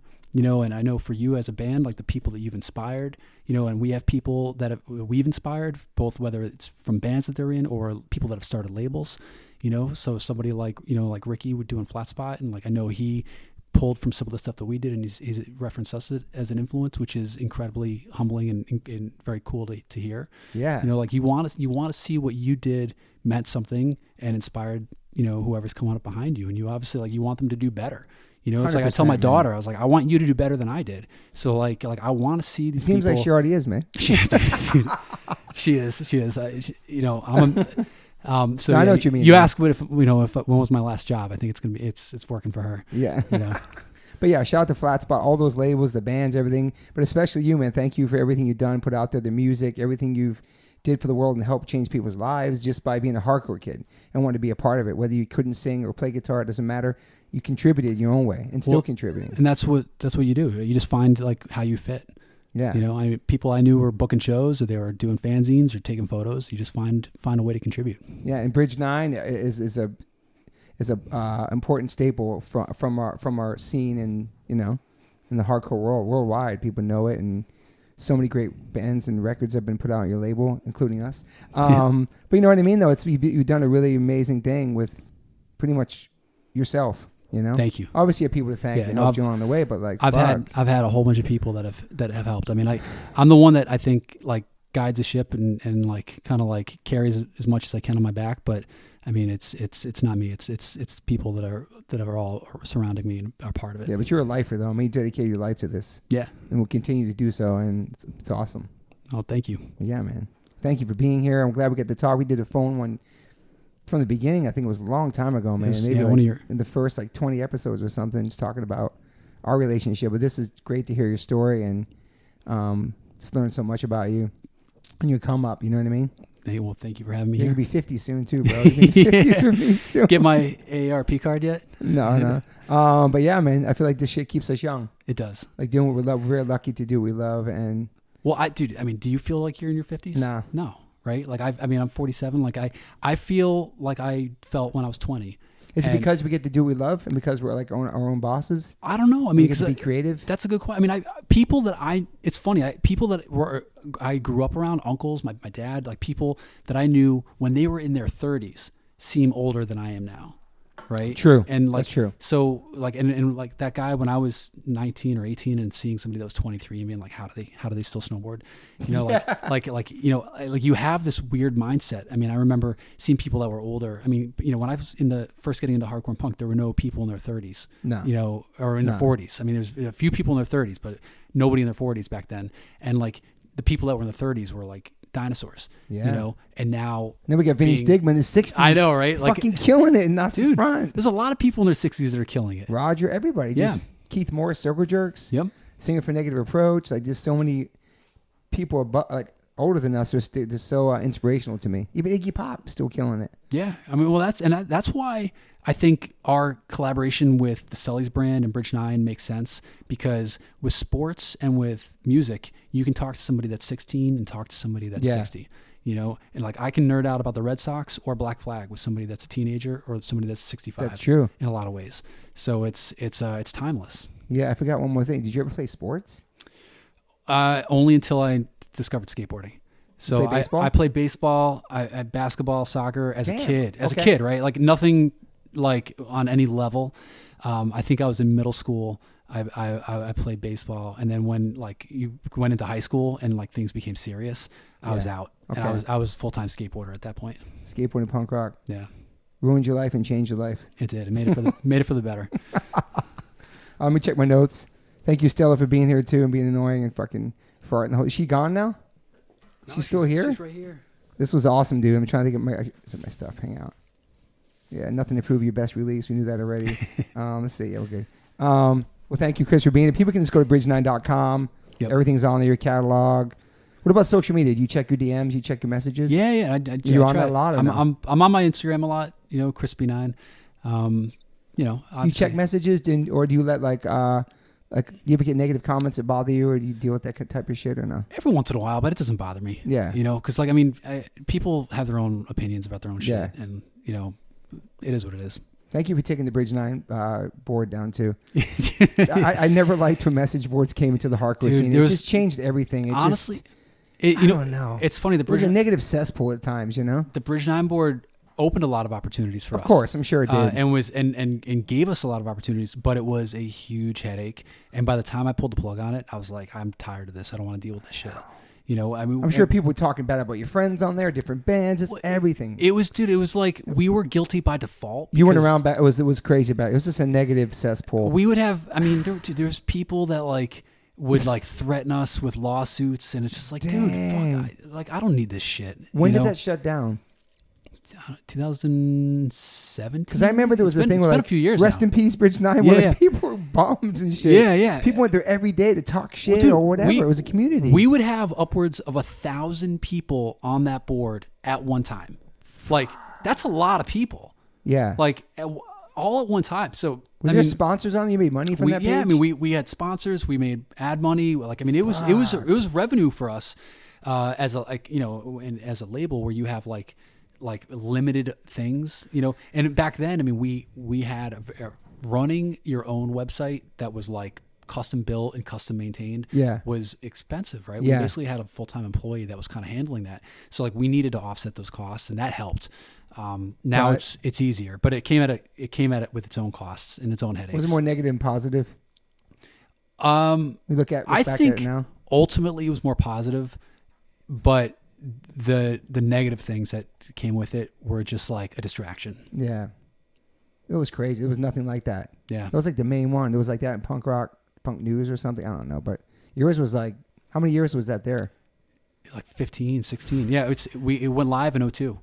So did you ever have to get on there and like shut people down sometimes too? Well, we would have people that were like quote unquote paid to post, like moderators. So like if somebody had a good like job where they could just sit online all day, you know, they would become a moderator.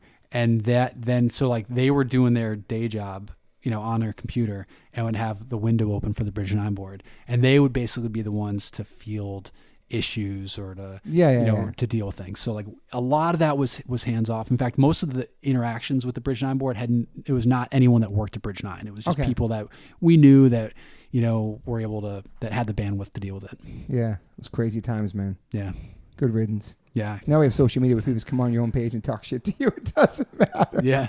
With private accounts, whatever they have, you know. It's such an amazing thing, social media, to promote everything we do, but it's also a negative cesspool as well, you know.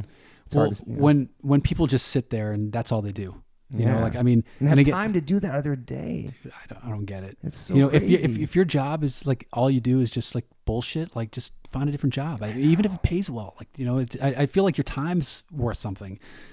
Just to spend time to talk shit or make negative comment, just stuff like that. It's like, I feel bad for people that have just that much time on their hands or just want to try to ruin somebody's day that they don't know, you know? It's crazy. On that note, we're in this podcast. Toby, again, thank you very, very much for the chance to come sit down with you. Dude, this is awesome, man. This is most people hung out. Like your face one-on-one talking. You know, it's awesome. I learned a lot more about you, and I appreciate you. And I'm looking forward to our new H2O record coming out next year on Bridge 9 Records. Me too. I'm stoked. Maybe we drop an EP or something. I want your record, my son on drums. We're going to start working on songs this year. Nice. Just something with you. But we have no contract. No. When did our contract end? Use Your Voice? 2000. Yeah, 2015. I mean, it's 8 years. You know, so again, it's 8 years. It's time for a new record. Oh, yeah, we can re-sign then. Cool. We get that bonus. I'm just kidding. Yeah. Thank you for being here too. Crossroads is great too. We got the Crossroads today too. Dude, Crossroads was first time. It was incredible. Next time you come, when we have time, we'll do the cold bath too after the podcast. I'll let you know. All right, awesome, bro. Peace. Cool, bye. Thanks for being here, everybody. Thanks for listening. So, Chris, I brought you back on here real quick. I know you guys have to go, but we're talking about the Yankees Suck shirts outside, and Derek Green was highly offended, even though he's from Cleveland. Can you tell that story? Yeah, so I mean, back when we were selling the Yankees Suck stuff and like all the kind of building off the rivalry, you know, we thought we were doing something cool. I mean, we knew it wasn't unique. There were other people in the past that had done kind of shirts riffing on the rivalry, and we weren't the first to sell some of the Yankees Suck, but I didn't realize how far back it went. I mean, every once in a while we'd have somebody that would buy something like, oh, I used to have a Yankees Suck shirt from like, you know, way back when, but I never saw any evidence of it ever existing. Yeah. And then when I was just doing some research, I don't know, within the last year or two, I actually found the first person to sell a Yankees Suck shirt. How'd you track him down? So I found him in a newspaper, and it's an old like 1978 article. Were you looking for them? Yeah. Okay. I wasn't looking for them, but I was trying to find evidence that this sort of thing had happened before you. And I found a couple names.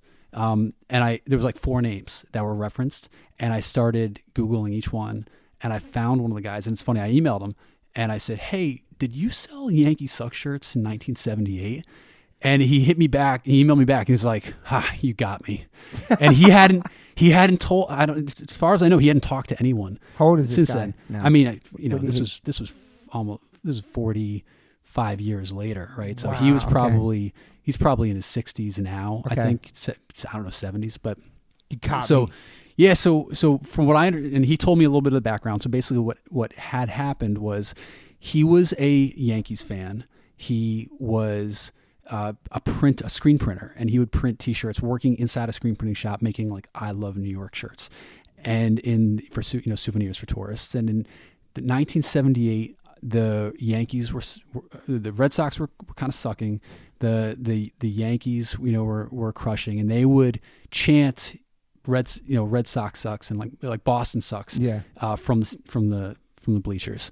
And so he made a Boston Sucks shirt because that's what people were saying, and cleaned up. Like it was like just selling these things in the streets, so he was doing what we were doing totally decades earlier. Right. And crushing it. So then the last, from what I've gathered, the last homestand of the regular season in 1978 was between the Red Sox and the Yankees, and it was at Fenway Park. And it's been referred to now as the Boston Massacre series because the Red Sox, from what I remember, I think they had held a pretty big lead over over the Yankees, like in the middle of that season, and it got whittled away, and it got down to 4-game lead, and they had 4 games, and basically they lost all 4 of them. But this guy was a Yankees fan, and he printed up Yankees Suck shirts. And him and a few of his buddies jumped in a car with 1,200 Yankees Suck shirts. 1,200. And drove to Fenway Park to hang out and sell these T-shirts. Wow. And he told me they sold out of them by the 3rd game. So like they just crushed it. At the time, there was some 2 women from Boston basically tried to answer to this guy and were making Yankee Hater T-shirts. Okay. And we're selling like these shirts that said Yankee Hater on the bridge from the same place that I was selling Yankee Hater shirts like 25 years later. Wow. So in 2003, I think it was, when I was making these Yankee Hater shirts, I was like, I thought that I was doing something not necessarily edgy, but like I had something that was unique, right? Yeah, totally. Come to find out that these 2 women that were BU, Boston University students, were making almost an identical shirt, little different design, same slogan, 25 years earlier. That's insane, man. And I mean, I know how rough the Fenway crowd can be when people are leaving a game, especially after a losing game or even during a losing season.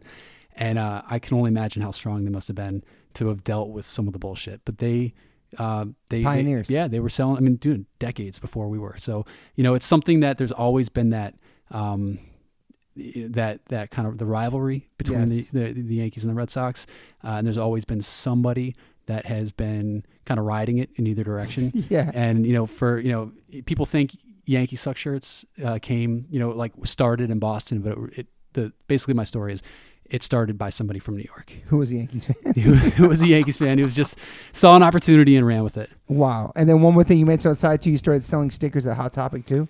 Yeah. So I'm sorry. I had a friend that worked at a Hot Topic. He was a manager, my friend Matt from high school. And I was back from college just like Christmas break or something. And I was going to get dinner with him. So I was at the mall waiting for him to close up his store. And I was, just kind of walking around looking at the glass cases with all the stickers that were in it. And I was like, fuck, these are dumb. I was like, I can make these. And a lot of the things that I've done in my life have been me looking at something like, I could do that. Yeah. So I started designing sticker ideas that I thought would riff with, people that were Hot Topic customers would be into. Yeah. The first one was one that said, I love ska. And it had a black and white checkered heart. Sick. So I heart ska. Classic. Yeah. I mean, I wasn't a ska fan, but I was like, I think this is something that ska fans would buy. So, and now that's not how I wanted to run what became Bridge 9. Yeah, of course. But I was like, if I can make money over here and then put it into over here, then that's maybe how I can get things done. That's when I tried going to banks and they were just laughing at me. Totally. It's like, all right, I got to come up with a plan B.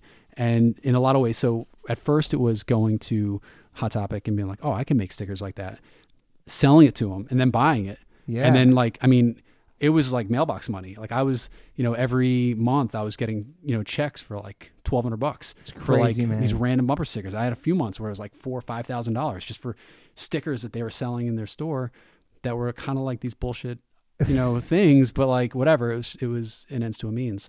And then for me, like when the opportunity at Fenway Park presented itself, it's like people were chanting Yankees Suck. Yeah. Everywhere you went in Boston. Totally. So it was a matter of being like, all right, well, this is something people want. There's not a lot of places to get this sort of thing. So let's make it. And it just was a home run. Well, fuck. Well, thank you to the Yankees and ska music, man. Yeah. I mean, it's crazy how many great hardcore records have come to fruition because, we had the opportunity to fund them and put bands in the studio. And that was all because of, in a lot of ways, because of sports fans. Yeah, and shout out to Stickers, man. Stickers, man. Dude. Love Stickers so much. Yeah. Had a huge collection over the years. Shout out to Andy at Diesel Fuel. Oh, yeah. Diesel Fuel Prince. Yeah. He's made most of them, if not all of them. Well, Chris, man, this has been great. We do a part 2 one day next time you're out here, man. Learn so much about you, man. I appreciate it. Thank you so much. Thanks for listening, everybody. And fuck sports, everybody. Bye. Let me start recording. Let's do a mic check, Chris. You there? Yep, I'm here. All right, sound good. Well, we're back on the podcast with Chris Bridge9, Chris Wrenn. We did a podcast a very long time ago, and I apologize. I bank a lot of episodes, and I can't stop doing these podcasts, so I end up having all these podcasts stacked on top of each other, and months and months and months go by, and then so I'm really trying to get everything out this year, so I don't do that to myself anymore, but I like to have stuff banked just in case. Like this summer, I'm going to go on tour in May and August, so I just get super stressed about like not having an episode ready, because I want, the thing about having a podcast is staying consistent, and so people look forward to the Monday, and so now it's like 4.5 years doing this, so I just want to make sure that I'm always scared, like what if I run out of guests, but I have such a crazy list and bucket list, and so anyway, I apologize, but yeah, we're back, and since you've been on the podcast, you got married, so congratulations. Thank you. Yeah, and also, I mean, happy birthday, right? This is Aaron's birthday. Sorry, not my birthday. Let's I go. Feel honored to be on there. Yeah, it's my birthday today, and then also once we realized the pod was going to come out on my birthday, is that the first release we ever did with you was Still the Same Fella 7-inch in 2008 on April 8th, correct? That's right, 16 years ago. Wow, dude. That's Which is so wild. Crazy, dude. And so how many months? Oh, so then the record came out in May 2008, right after that? I think it was May 27th. So it came out like a month or 6 weeks later. So crazy, man. Yeah. And since we did the pod, we went and played your store. That's right. Yeah. You were the 1 year anniversary of our store performance. It was awesome. That was so fun and weird, and I was nervous. It's just weird, like playing. I haven't played a record store since the early 90s. Yeah. We played what was it, like Unisound or Ultrasound? I forgot what it was. In Astoria, Queens, we played a place. My friend Tucci's place in Astoria, Queens. But I forgot the name of it. That's awesome. But yeah, it was cool to be on the floor and playing face to face with people at the record store. The record store is beautiful. It's amazing. Proud of you. Just watching. We talked about it already in this episode, like watching your progress with getting that building and what it looks like now, what it started out as, and all your DIY blood and sweat and tears you put in there. Thank you. Yeah, it's been a wild journey, but it's wild. It's crazy that we have been open a year and a half now. Just excited about doing new things and having bands like H2O play here. It's just been a dream. So that's been very cool. Yeah. Who's played there since we played there? So you were the last band to play. Oh, wow. Okay. Yeah. So for last year, we had, and I don't know if we got into it in the original podcast. No, tell me. We had Newfound Glory, opened it up last March. So we had American Nightmare, Cave In, and H2O, which was crazy, which was exciting. But we've also been doing other things like later this month we're going to have Ray Capo do his book promotion tour. Cool. Will be here. We've got some other, like we actually had a vegan market here a couple weeks ago.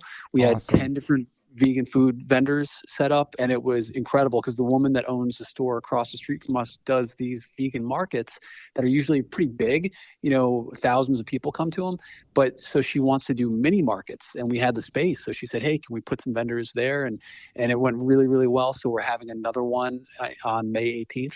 So basically just inviting people to come to the Bridge 9 store, check out our records, but also at the same time grab something to eat. It's awesome. It's very self-serving for us. We're like, if you want to set up a vendor, a bunch of vegan vendors, we'll go for it. Yeah, that's cool. That's awesome. So yeah, it's like the area that your store is in is really cool. It's a cool community. It's super nice, and yeah, it's exciting for you, man. Thank you. You came out here and saw Ceremony too. Yeah, that was awesome. We came out, Catherine and I, my wife, we came out a few weeks ago. Ceremony was playing at the Hollywood Palladium. Insane. I saw the footage. It looked crazy, dude. It was incredible. I mean, they were celebrating an album that we put out for them in 2010, which was the Roanoke Park LP. They were playing it, I think, for the first and last time. They advertised, front to back. And just, I mean, I think it was like 4,000 people that came. It was absolutely wild.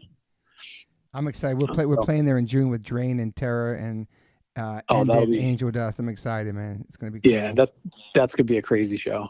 We also play with Incendiary. How do I say the name? Incendiary Device. Yeah, Incendiary Device. Drew Stone's band. We played with them at the record store with you that day, and now they have something else coming out this year, right? Not coming out necessarily, but I'm sure they're playing a bunch of shows. They were actually just on the West Coast maybe last month, so they're definitely trying to do some more stuff. And you guys also dropped the 40th anniversary of DYS. Yeah, so we had the Brotherhood LP. Wild, that it's been 40 years since that originally came out. It's very cool for us to have the opportunity to, we want to put out all sorts of stuff. We want to put out, new bands, but we also at the same time want to put out and make sure that records that are influential to the bands that we're working, that are continuing to form are available. So for us, having the Brotherhood record was just such a cool release for us to be a part of. Yeah, that's awesome. I mean, that's a record that was important to Boston. It was important to straight edge bands. Like it was a formative release. So to have us help kind of keep it out there was special. No, that's awesome. I just had Christina Elise on the podcast from Boston. Oh, nice. It was awesome. From 90210. It was a really, really awesome conversation. I can't wait to drop it. I mean, she was part of that original first wave, right? Yeah. Also, it's crazy and random that last night my son's in acting classes now, and in the acting class, some of the people in the class, they acted a scene from The Town last night.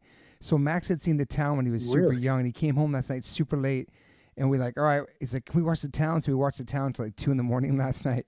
It's such a great movie, but every time I see Ben Affleck, I just think about Bridge 9. I think about the shirts he's been wearing. It's just he's such a representative of Boston. That's such a great movie. I don't know why I brought it up, but it's just a great movie, I don't know. Well, I mean, that was such an awesome opportunity for us to have our shirts from Sully's brand in the movie. Yes, dude. He's been awesome. It's so cool.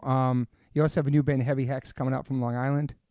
Yep. So their album comes out May 3rd. Awesome. It is a full-length album. It was recorded with Jay Moss, who used to be in that band Defeater. He's recorded a lot of bands for us over the years in his studio. And we're just super excited about them. They are a new band. They only had a couple of self-released EPs out before.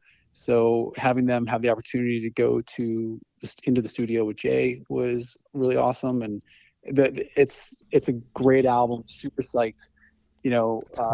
To get behind it. I mean, that's the thing as a label. I mean, we've put out a lot of records, over 300 albums, over the years. Dude. But it's been a minute, since we've moved into the warehouse, and we've been kind of like getting, from COVID to the renovation to everything. We're trying to get our bearings. So, to be in that, finding new bands and getting behind them mentality is awesome. It's like the best part about doing a label. Yeah.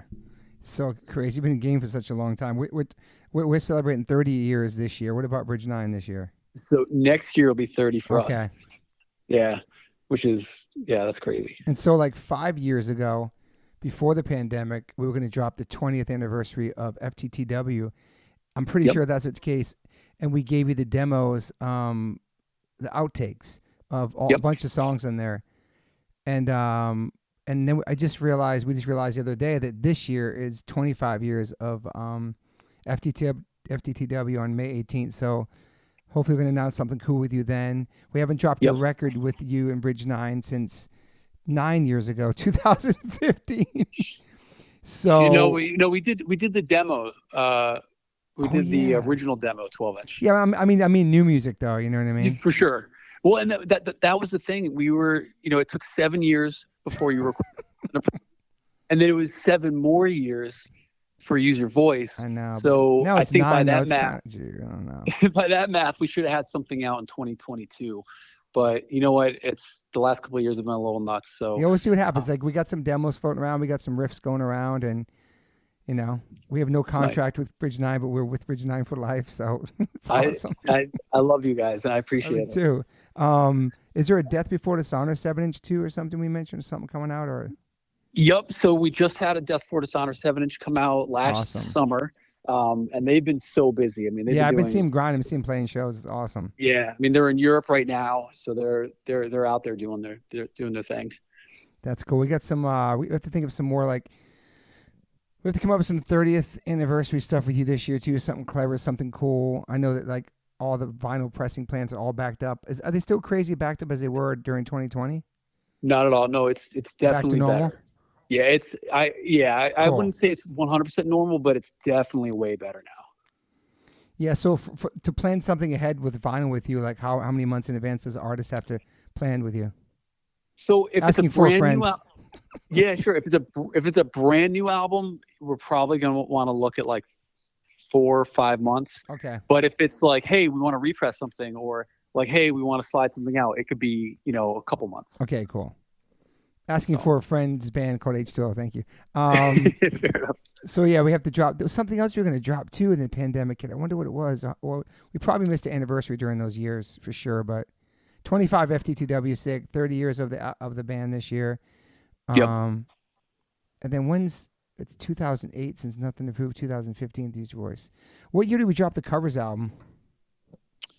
That was 2011, I think. Damn, that's crazy. Yeah, I'd love to do a part 2 someday. That would be awesome. And we've done a lot of stuff with you guys. It's been absolutely a pleasure. This is a gem that nobody knows. We recorded the music for Fireworks by Katy Perry for a part 2 covers album, and I never did the vocals for it. We recorded it. It came out pretty cool, but it was still that song's just really hard to sing. Even singing as I would sing as a punk singer, hardcore singer, or whatever. Just those lyrics and the flow, but I don't know, but cool to make more of a pop song kind of covers by H2O. I don't know, it'd be interesting. We have a lot of pop influences, as you know, but I don't know, it might be cool. I mean, if anything, it would make a good B-side. Yeah, totally. A B-side in Japan or something. Something out there. Well, awesome, Chris. Thank you for your patience with this podcast. I'm really psyched people just heard the episode. Appreciate you being part of H2O's career and our friendship, and yeah, man, I'm stoked to see what we have coming up next. I connected with Pat too, so I'm going to have him on the podcast in the summer. I'm excited. Great. Yeah, well, they're going to be out that way, so that's. Will you come out for those shows too, or no? Yeah, I think tentatively in July. Yeah. So we're trying to work that out now. Sick. Okay, awesome. Yeah, I'm really excited, and yeah, man, much love to you and the fam, and cool. I'll see you soon. Awesome. Thanks, Toby, and happy birthday. Thank you, brother. I'll talk to you soon. Bye. Sounds good. Bye. I always ask my guests if they have any regrets. I personally don't have any regrets. Even when it comes to my tattoos, I have the silliest tattoos. Even my ET on my leg, it's still a childhood memory for me, and I love it. I've had tattoos on top of tattoos strictly because I wanted more tattoos. I started getting tattoos when I was 18. I'm 52 now, and I can't stop. I've had laser treatment before on something on my arm. It's 4 tattoos on top of each other. And that experience at that place was pretty fast. It was pretty cold. It was in and out, swipe the credit card. Don't really tell me much, didn't give me much details or anything was going to happen. So I never went back. So as of most recently, I'm so lucky enough to have had 2 sessions at Removery Tattoo Removal. My tattoo on my arm that looks like a big black blob is now super light. I've had 2 sessions. I have a long road ahead of me. None of this stuff happens overnight. You cannot take a tattoo up in one sitting. You have to be patient. And it's painful. They ice you up. It's super fast. To me, it felt like a bunch of rubber bands. But what's more painful than that is looking at something on your body that you think you're stuck with for the rest of your life. That sucks. But now for me, I'm really happy I started this journey. I'm slowly going to get this tattoo removed. I never thought in a million years I have any kind of real estate on my arm. I don't even know what I want, but it's exciting. I'm so honored to announce that One Life One Chance podcast is now with Removery. I have a code. Use TobyH2O and get $100 off your first session. Call 866-934-4570 or go to removery.com. One of the most experienced tattoo removal companies in the world. Over 600,000 removal treatments done, 100 locations, US, Canada, and Australia. State-of-the-art Pico-Way laser technology, cryotechnology to reduce any discomfort. This is so exciting for me because all I do in these podcasts is talk about tattoos. From day one, if you've been listening to this podcast, we talk about tattoos, talk about getting removed, talk about getting covered up. So this is such a perfect fit for me. Once again, go to removery.com or call 866-934-4570. Use my code TobyH20 and get $100 off. These guys are located everywhere. Try it out.